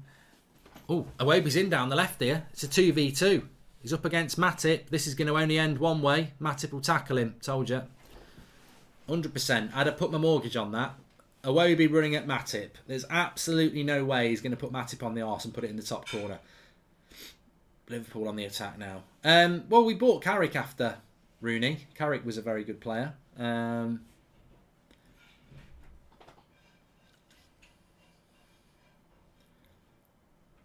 Thiago gives it away. Everton are having quite a bit of joy here on the break. Here's Gordon down the left again. Got to be careful. He's overrun that. Be a goal kick. Is there anyone you think should already be in the Premier League Hall of Fame, says Jordan? Standing in the Hall of Fame. I tell you what, mate. I don't pay enough attention who's in the Hall of Fame to know who's not in the Hall of Fame. But if anyone wants to put any names in the chat, let me know. Matt says you overrate Matip. I don't overrate Matip. I think Van Dijk's better. I just don't think he gets enough credit. You can't be in the Hall of Fame if you're still playing. End of the story. Ryan Giggs should be in there, but I know why he's not in there. So I can't. You can't demand somebody's in there when they're involved in. There's literally no way you can put Ryan Giggs in there at the moment. Roy Keane's already in there. I'm pretty sure. Dennis Irwin should be in there. Yeah, I agree with that. Mcguire can't be in there because he's still playing, and even if he's not playing, he shouldn't be in there. Vidic should be in there. Yeah, I agree. You have the United Stand and sports for hobbies. What does Mrs. Goldbridge do for hobbies as you're normally busy doing your job and enjoying sports, says Logan. I don't want to start telling you about my private life, am I, Logan? Thanks for the support, but I'm literally not going to tell you that. So there we go. Dennis Irwin should be there. And Mark, would you rather United play terrible football but win trophies, or great football but be in the top consistently, says Lul. Mate, I would take winning trophies at this point. Mark, I don't compare Ollie with Arteta, but do you not think they repeat the same thing like United when finished second and Liverpool and Chelsea fade away, says Sabotage. Don't know what that means, really. Remember, Arteta has won an FA Cup. Slip him in. Gordon. There's Matip. Look, that's a penalty. That is a penalty. That was a penalty. That looked like a penalty. I can't believe he's not given that one. How's that one not a penalty then? That looked like a penalty. Second look.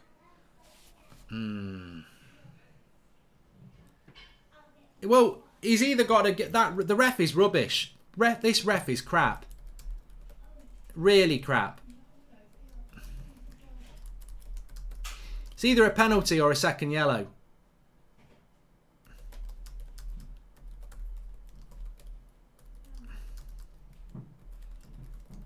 Do your job. He's a crap ref. I'm sorry. Absolute crap. You can't bottle it. You can't have people running through on goal. It's Matip and Gordon running through, and basically Gordon goes down. Now it's either a penalty or it's a dive. You can't ignore it and just go nothing happened, because there's a player on the fucking floor, mate. Look, I don't want to call it. I personally think you've just got to make a call. You go to VAR and you go, well, that's a penalty or he's dived. I don't think there was anything in between it. So he's bottled it. It's just weak refereeing, to be honest, again. And I saw this in the United game yesterday. I thought Bruno should have got a red. I thought that the Xhaka goal actually was offside, but look, it's just crap refereeing. I'm tired of it. This is one of the most watched games of the weekend, and we've got a referee who's bottled it. I'm not going to give a decision either way. That's what VAR is for. Here we go. He's through on goal.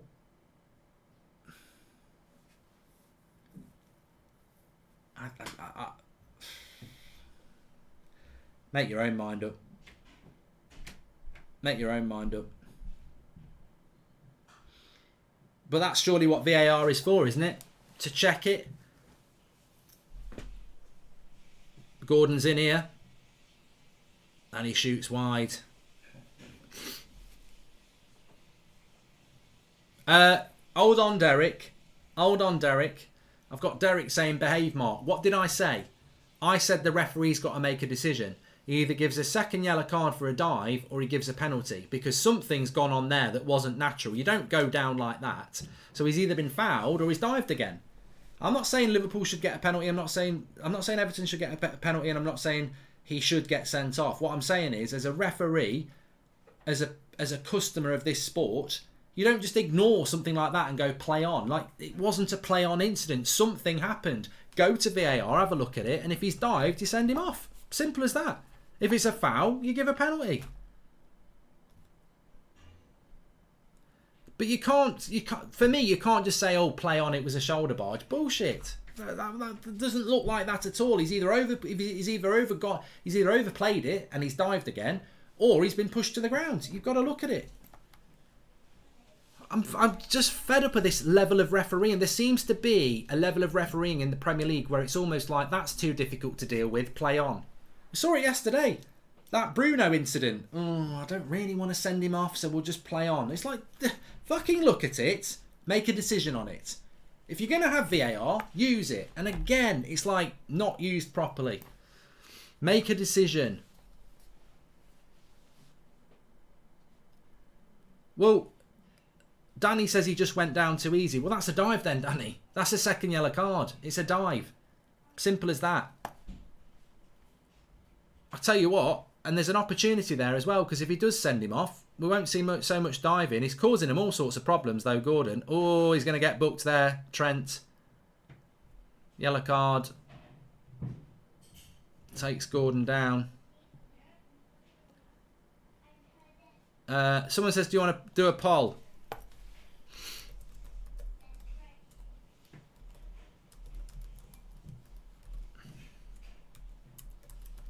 Penalty or dive? Get in the poll. That's the great thing about this community. I mean, to be honest with you there, Trent doesn't really catch him. He catches him.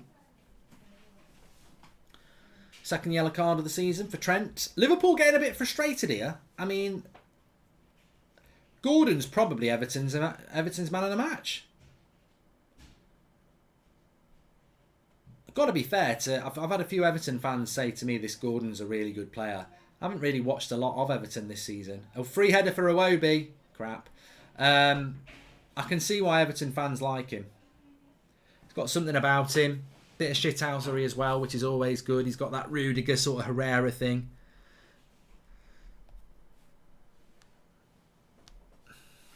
Half an hour to go.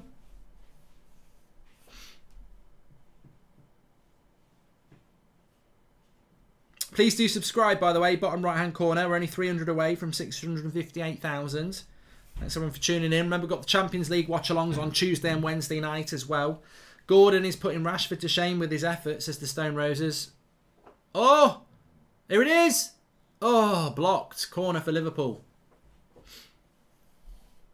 Iwobi's terrible. Even Arsenal fans can't believe they got money for him.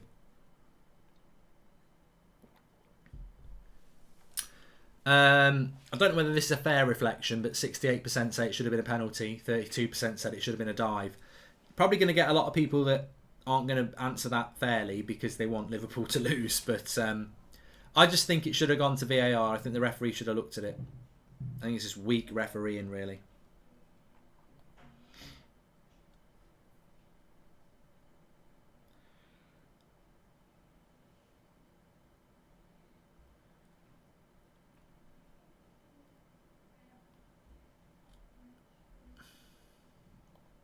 Double substitution for Liverpool. This is where I like Klopp. He doesn't mess about. It's Keita coming off. Told you, overrated. And Diaz and Origi coming on. Mane coming off as well. Big call.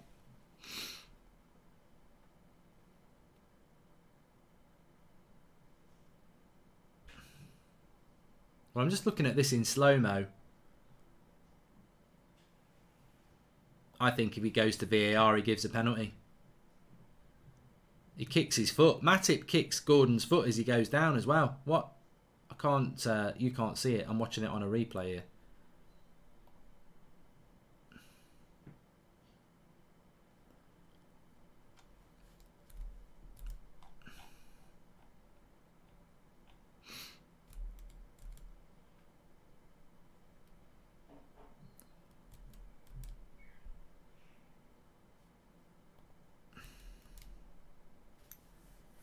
Origi. Well, look, the thing about Liverpool is, and they'll be very aware of this, remember that season when Pickford, right at the end, caught the ball from behind the line and threw it back in? So there's always that opportunity.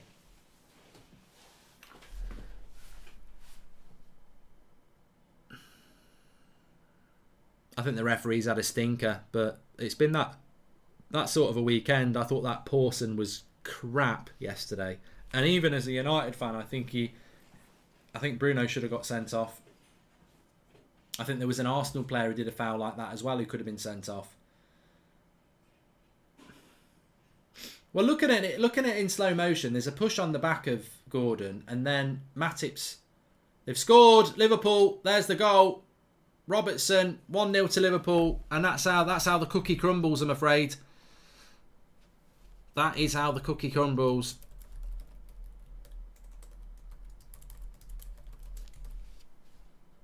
That's all it takes. Cross comes in. And the goal they needed is there for Liverpool. Instant impact from the substitutions from Klopp as well. Never panicked. Makes the changes when he needs it. But as I was saying then, when I saw it on the replay, there's a bit of a push on the back from Matip. But as he goes down, he catches him with his foot as well. But you know, I did think Liverpool would win today, so I'm not surprised by them being 1-0 up, but I think the referee's had a shite game, to be honest. And it's 1-0, big goal by Robertson, half an hour to go.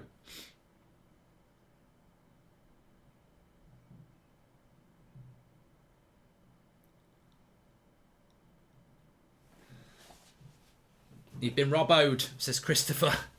1-0 to Liverpool. Well, the thing about Liverpool now is they don't have to be so much on the front foot because the success that Everton have had has been hitting on the break. Now, Liverpool can be a little bit more measured. Do I think Everton will stay up, says Ivan. I actually still think Burnley will go down, yeah, but it's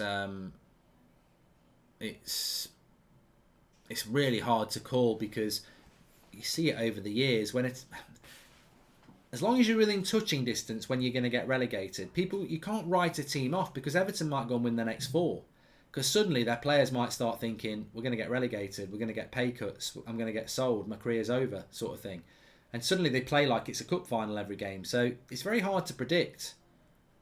What I would say is in a relegation battle is we're probably going to start seeing results we don't expect.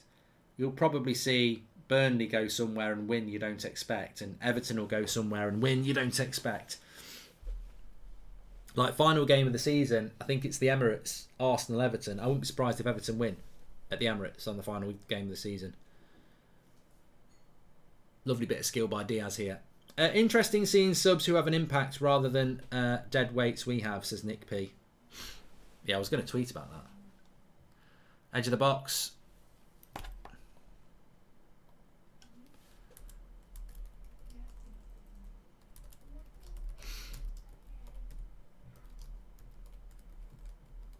I don't see a way back for Everton now.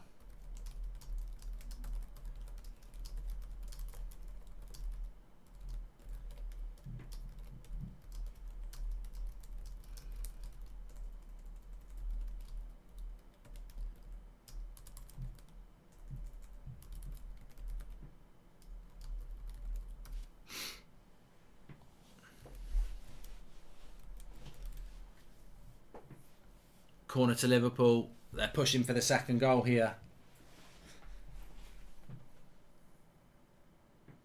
We'll close the poll. 63% said it was a penalty. 37% said not a penalty. So not clear cut. I think the referee should have gone to VAR, but 10 corners to Everton's 1. It's definitely been a park of the bus from Everton. You can't say that. It's Ole Gunnar Solskjaer style football, this. It's defend well and hit on the break. They're all over the place. Salah, ooh, just over the bar. Just over the bar from Salah. Dropped down to him on the edge of the 6-yard box in a crowded penalty box. Still 25 minutes to go.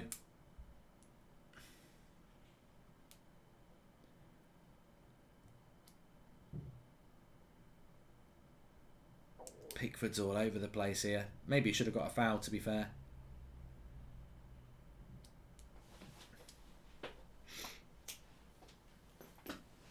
The S says, stop blaming Lampard. Well, I think Everton fans will be the judge of Lampard. We can say what we like. Because we're not Everton fans. I thought I would have expected something different from Lampard, to be honest. I didn't think he'd just be... I mean, to be honest with you, is Lampard the sort of manager you bring in for a relegation battle? God, no. It doesn't strike me as a relegation manager. Mark, did you see Dawson sending off today? Thought they got rid of double jeopardy, says Super Nicholas. Apparently, if there's no genuine attempt to win the ball, you can get sent off and a penalty. And he obviously wasn't trying to win the ball back because he pulled him back. But I thought the foul started off outside the box. Mark, if we get Timber, he'll play 90% at right back, says Marketing James. If buts and maybes. Why would I want to talk about Timber? Is he going to play next week? Got more important things to worry about at United. We've got 4 games left, mate. Who is better, Mcguire or Michael Keane, says Even Whelan. I think that's a good debate. I wouldn't do it as a poll because people are so down on Mcguire at the moment. He couldn't win a poll against a dead person. But I actually think that Harry Mcguire, and if you put Harry Mcguire in that Everton team, in that Michael Keane position, I don't think there'd be a massive amount of difference. I don't think he's worse than Michael Keane. I just think he's having a bad season, but I think a year ago we wouldn't even contemplate that conversation. So he can definitely be better than he is. On form this season, you could make the case that Michael Keane's better, but ultimately neither of them are playing up. Neither of them are getting anywhere a Liverpool side, are they? Neither of them can play high line defence because they're too slow. They're old-fashioned centre-backs. Sean Dyche would love them. I think football's just moved on. You look at Matip, you look at Van Dijk, you look at Konate, you look at Gomez. Klopp can play any of those two and stick them on the halfway line. I mean, I don't think people observe opposition teams enough. Look at the way Liverpool are playing right now. Look at where they are. Robertson's basically like a left midfielder. Trent's like a left midfielder. Matip and Van Dijk are not even on the halfway line. They're on the edge of the D, on the edge of the centre circle. Like, that's how Liverpool play. They send their fullbacks forward, they send their midfield forward, and they play on the halfway line. We can't do that at United. You can't do that with a Lindelof and a Mcguire setup. You've got to have mobile centre-backs. So I think the problem with people like Harry Mcguire and Michael Keane is that they'll never play top-level football because they're not top-level centre-backs anymore, because you've got to be athletes, you've got to be mobile. Swap Mcguire for Kane, he'll be good under Conte, says Pisco.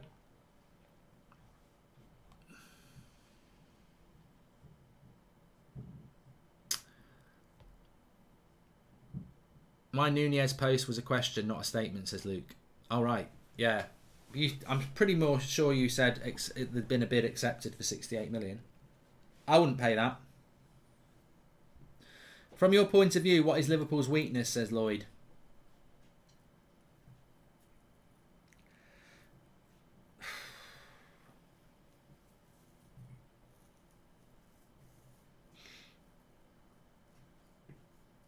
I think Liverpool's weakness is that is the fact that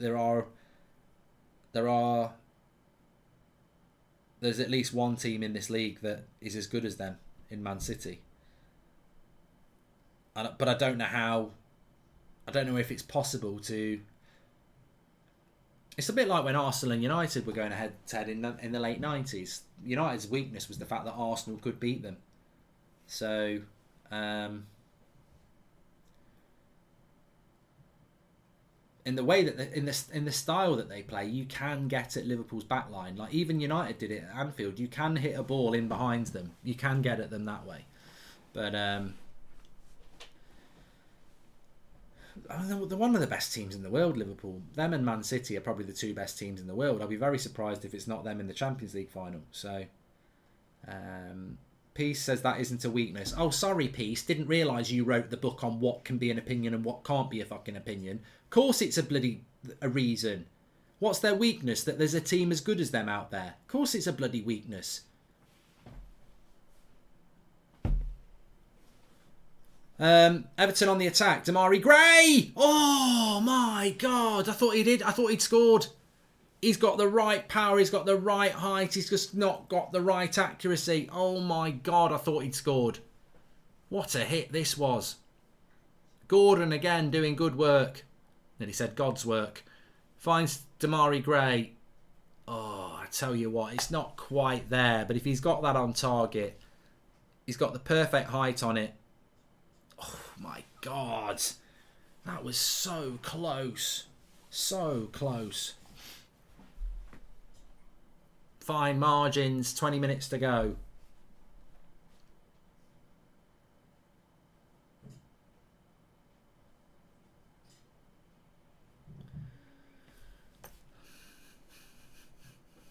Wayne says, Mark, that's City's strength, not Liverpool's weakness. Are you thick, Wayne?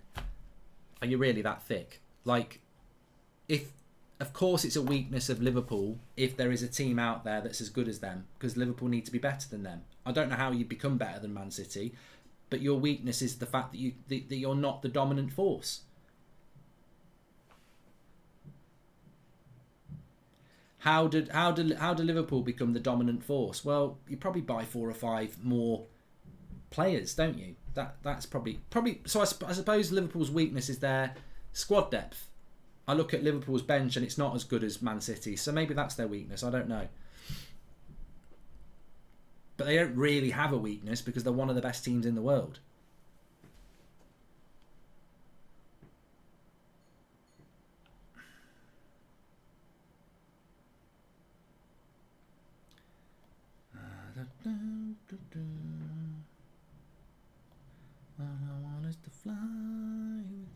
Yeah, 8 o'clock, so it's going to be good. Got Ricky on. Money is their weakness. That's not a bad idea. Yeah, I think that is probably a deeper point, which is actually valid. Liverpool's weakness probably is money. They don't have the money that a Man City have got, a Newcastle's going to have, and therefore their squad depth doesn't stand up to that. But I don't think they have a weakness in their playing style, because I find Liverpool's playing style probably the most enjoyable. Even though I can't stand Liverpool, I think their style of football is the most enjoyable compared to Man City. I mean, you imagine if you gave Klopp a checkbook like Pep. Would they then go and dominate? Dele Alli's coming on, that's it. You're going to lose now, lads. It was good while it lasted, Everton. Didn't know Dele Alli was still a thing, says Vicious Bin Men.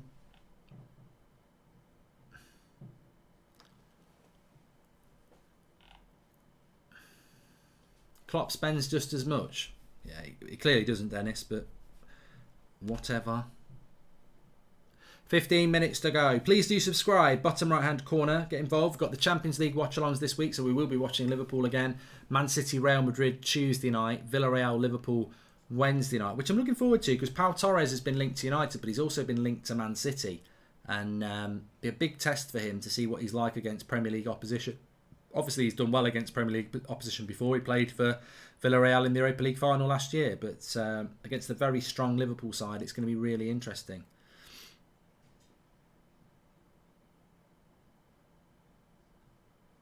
Did I enjoy the Formula 1 races, Jacob?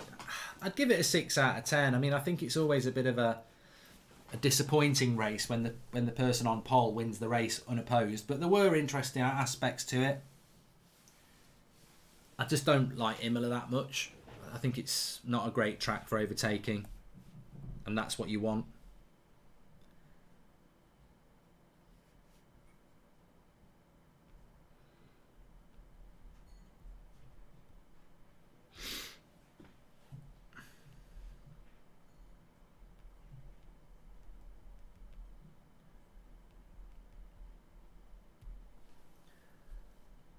Corner comes in, cleared away.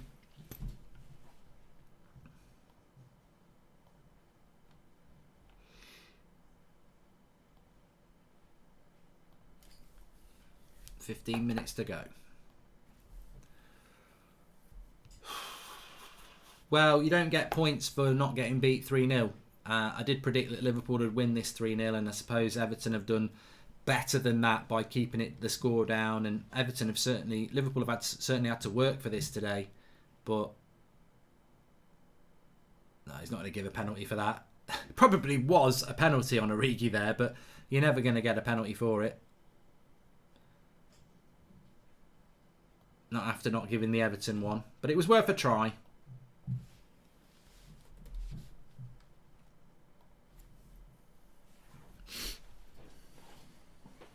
Let's have a look. Origi into the box. 1-2 with Salah. Knocks it past Michael Keane. And, yeah, it's not a penalty. Just to the chat, how can it be 1-1 when Liverpool have just nearly had a penalty? Think about it. Think about it.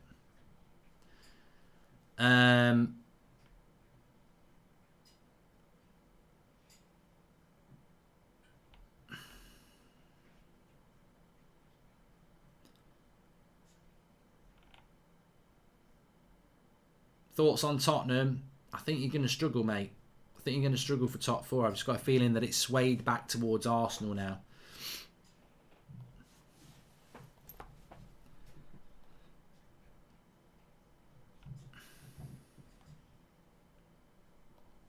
Might become a little bit squeaky bum time now for Everton, for Liverpool.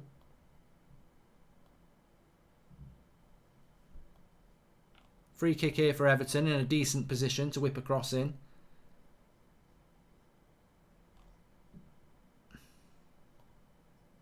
Alisson punches!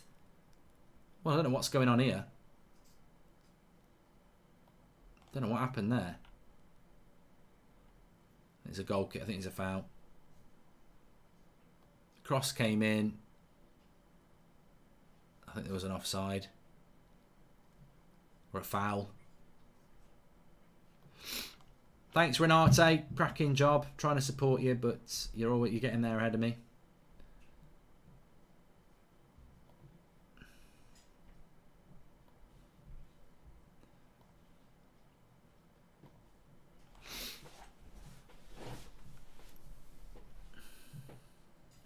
"12 minutes to go."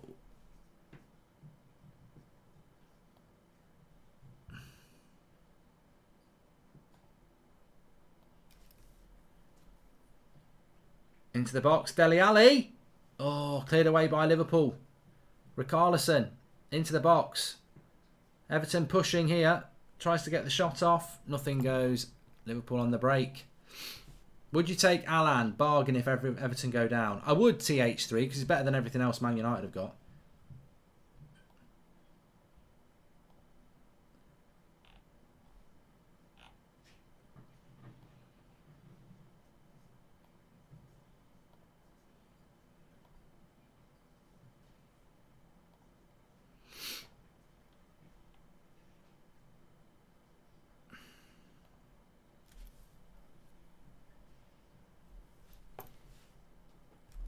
How old is Alan? I suppose that's the thing.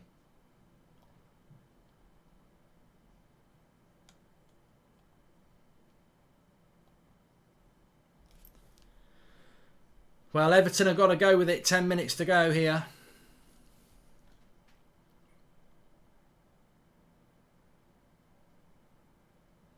I don't think they're going to get it, mate. I'd like to think they will, but I don't think they will. Late substitution here for Liverpool. Jordan Henderson coming on.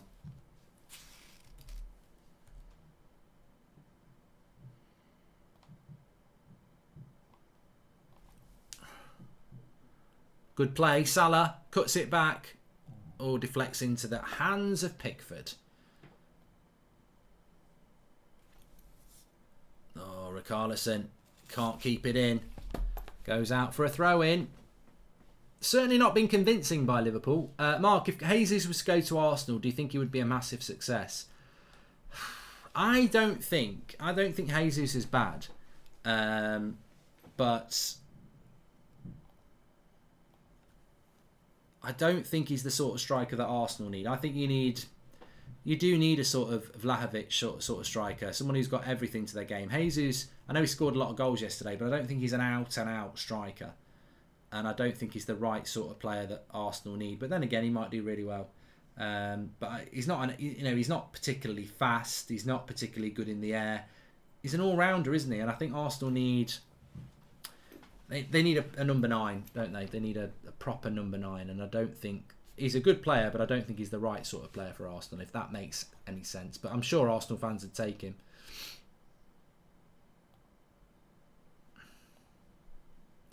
Henderson coming on. Sell Pepe and buy Jesus. Smart business as deep 11. I'm not quite sure. I'm not quite sure he'll... I don't know how much money you'd get for him. Henderson's coming on for Jota here. Shutting up shop. Klopp. His substitutions have worked well.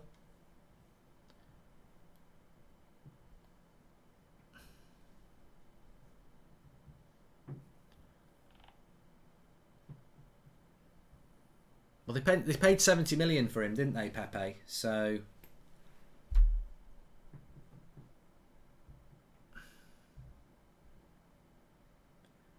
Everton doing triangles around their own penalty box here. Not sure that's the way to go.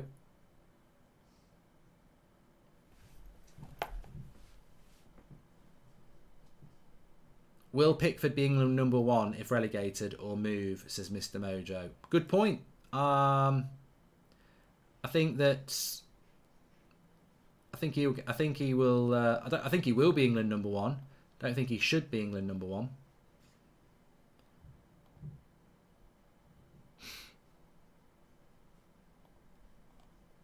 Who would buy him? Probably get bought by a newly promoted side, wouldn't he? I suppose. I think Burnley will end up going down, but one thing is for sure: we've got a really exciting race for top 4. We've got a really exciting relegation battle, and we've got a really exciting title race. Great save by Pickford there, deflected. Thiago shot, goes for a corner. Eddie Howe for the England job after Newcastle, says Shell. Well, it might work out quite well for him actually, because I think Southgate will probably stay in post for another 10 years. But yeah, you've got to enjoy it really, because, well, I hate it as a United fan because we're rubbish, but the relegation battle's good, the top 4 race is good, and the title race is good. So you want them to keep going for as long as possible, don't you? Really. And they won't all go to the final day, but it'd be great if they did. Henderson's got it on the back post here. Whips across. Good volley. This is a goal. 2-0. Game over. Origi makes it 2-0 to Liverpool.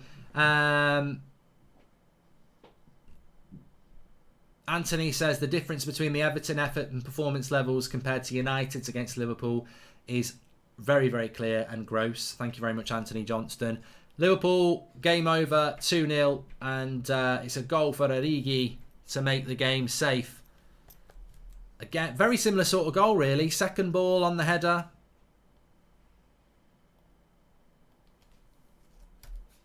Fair play to Everton for making a bit of a game of it. Ultimately, you've still lost, but 85 minutes, the game's been there, but you can't say that the right team hasn't won. You really can't. Apart from a dubious potential penalty decision.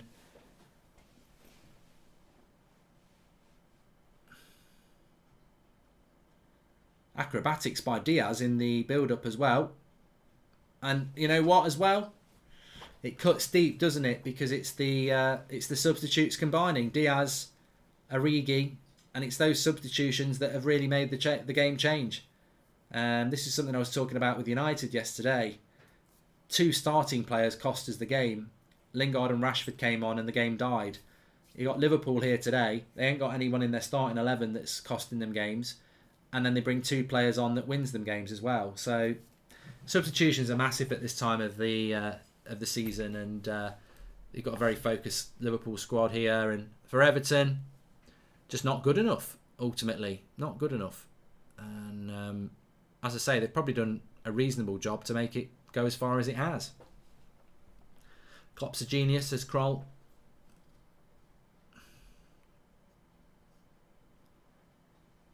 All 3 subs combined for that one as well, says Kaylin. Yeah, Henderson put the cross in as well. So, Mark, what does the term against the run of play mean? Never understood it, says Lull. It just means that if you... So basically, if Liverpool were attacking with 80% possession and were having chance after chance after chance, and then Everton went and scored, it'd be against the run of play because Liverpool have been in control of the game. So Liverpool haven't scored a goal against the run of play. That's Origi's first goal at Anfield since 2019. What do you think of Pickford always berating his teammates, says Connor Farley. I'd hate to play in front of him. I'd just turn around and say, what are you shouting at me for, you crap? T-Rex. What do you think? Yes, I've done that one. Mark, who's your tip for the Champions League final? And do you think the games will be close? Keep up the great work, says Ryle. I think we're absolutely nailed on to get the worst Champions League final of my life, which is Liverpool-Man City, where there's neither team I want to win. So but I think that's what we're going to get. I really hope that one of the La Liga teams can get to the final, so I can at least, want them to win. But yeah, I think it will be a Man City Liverpool final. I think Chelsea were the best hope of stopping one of them, to be fair, and it's just not been quite right for Chelsea this season, has it? Ross says it can't be worse than a City-Chelsea final. Yeah, but I'd want Chelsea to win. I wanted Chelsea to win that final. I don't want Liverpool or Man City to win because they're our 2 biggest rivals. There's no, as a United fan, there's no team to support in that final. I'll just support the team that's not going to win the treble. So I'd probably want Man City to win because they can't win the treble now, can they?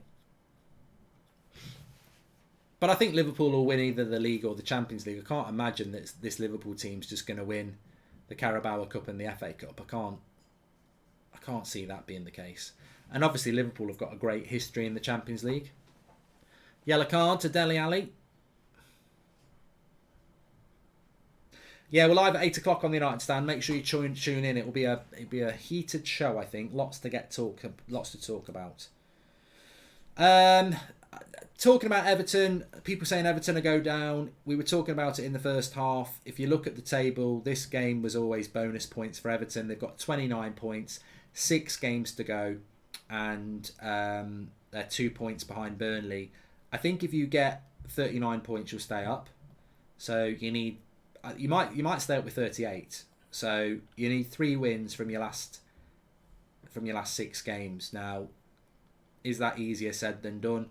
Everton's last 6 games are as follows. They've got Chelsea at home next week. I wouldn't expect them to beat Chelsea. If Chelsea have switched off, maybe, but I wouldn't expect you to beat Chelsea, so maybe a point is there. Leicester, away from home. You might get lucky because I think Leicester will have played on the Thursday. So maybe that's 3 points. Leicester away. Watford away, you've got to be looking at 3 points there. Brentford at home. Palace at home. And then Everton, Arsenal away. So I do think that there's going to be points there for Villa. I do think there'll be points. For Everton. Leicester will be focused on the Conference League. Watford will be relegated. Brentford might be on the beach. Palace might be on the beach. So Everton have still got a chance. The Premier League really need to look at the officials next year and VAR because some of the decisions just this weekend alone have been awful. I hear you, mate. Football is nothing without Origi, says Cannon Fodder. Well, Henderson's down on the floor at the moment, so I think there's going to be a yellow card for Richarlison. Yep. Let's have a look what happens.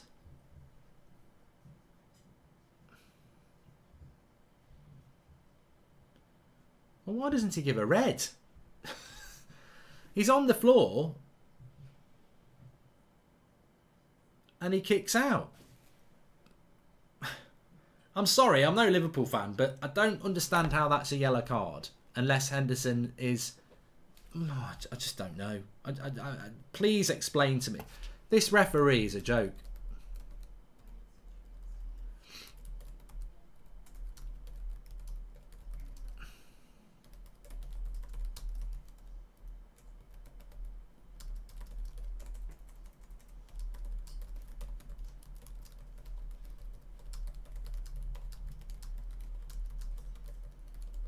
It's a joke. An absolute joke. I mean, look.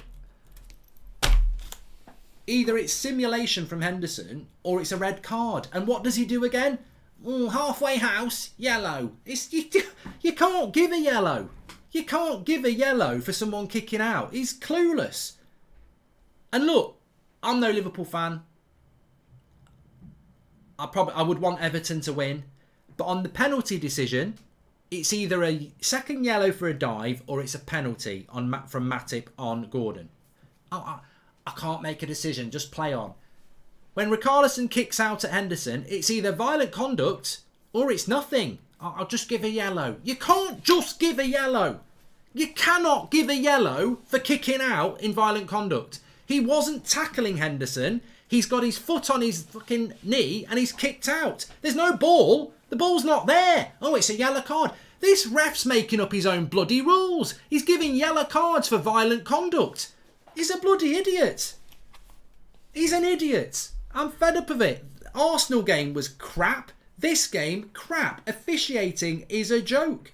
You cannot go, I don't really want to give a red card late on. It is violent conduct. The rules say it's a red. I'm going to give a yellow. We'll just give a yellow. What if Burnley don't... If I'm a Burnley fan, I'm fuming. I'm absolutely fuming if I'm a Burnley fan. Forget Everton. Forget Liverpool. If I'm a Burnley fan, I'm fucking fuming. Because I'm like, that's a 3-match ban. That's a 3-match ban for Richarlison, one of their best players. I'm telling you now, if there are any Burnley fans there, write this down. How many goals Richarlison's going to score in the next 3 games to keep them up? He shouldn't even be on the pitch. It's disgusting. And this is what refereeing is like in this country. It's a joke. An absolute joke. And I want Everton to win. But yesterday, Bruno should have been sent off against Arsenal. I don't want him to get sent off. But you've got to call it out. You've got to call out the incompetence in decision making. You cannot be a Premier League referee and make your own rules upon the pitch. The whole point of the rule book and VAR is to fucking use it, not to go common sense refereeing. Well, it's not common sense. It's not. It's stupid sense when you're not following the rules. I'm fed up of it. Fed up of it. Look, Dazzo says he still kicked in with the stud showing. Look, I'm not saying he should have got a red card. If Henderson's made a meal of it, don't give him anything. But don't give a yellow card. Because that is basically saying that you think it is violent conduct. So you've got to give a red. You can't. I'm not anti-Everton. I'm not pro-Liverpool. I'm not anti-Liverpool. I'm not pro-Everton. What I'm saying is, if you're booking him for it, you are saying to the world that that was violent conduct. And if it's violent conduct, it can't be a yellow. It has to be a red. It's studs on his knee kicking out. It's a red. Just ridiculous. Ridiculous. It's like we're playing a pub game on a Saturday afternoon. Between 2 pubs, we'll all have a pint afterwards. This is a high-level Premier League game. High-level Premier League game. If Richarlison gets sent off, he misses the next 3 games. Everton probably get relegated. Burnley go down. That one man there, with his own interpretation of the rule, could have cost Burnley Football Club tens of millions of pounds. Could have cost people jobs. It's the same as the F1. It's like that F1 guy who decided to let some of the cars through and not the others. And Verstappen wins the fight, wins it. Just because he decides to have his own interpretation of the rules. I am fed up of it. I don't even care about whether Liverpool or Everton win. I am fed up of bad officiating at the highest level of English football. And that decision there is shocking. If you're saying that Richarlison did something wrong, you have to give him a red. If you thought it was soft, you give nothing. But you don't give a yellow card because it wasn't a tackle. It was a kick out, and therefore it's violent conduct, and therefore it's a red. And if you send him off, you probably massively enhance Burnley's chances of staying up. So, rant over, but I thought it was a disgrace, to be honest with you. Anyway, we are back live at 8 o'clock on the United stand. So make sure you tune in for that. We've got Ricky on the show and we will talk about it. Thanks everyone for tuning in. And I will speak to you at 8 o'clock. Really enjoyed the afternoon. Formula 1 was decent. That was decent. And obviously we've got the Champions League semi-final on Tuesday, watch-alongs, and on Wednesday as well. Take care, everyone. I'll see you in about an hour and a half.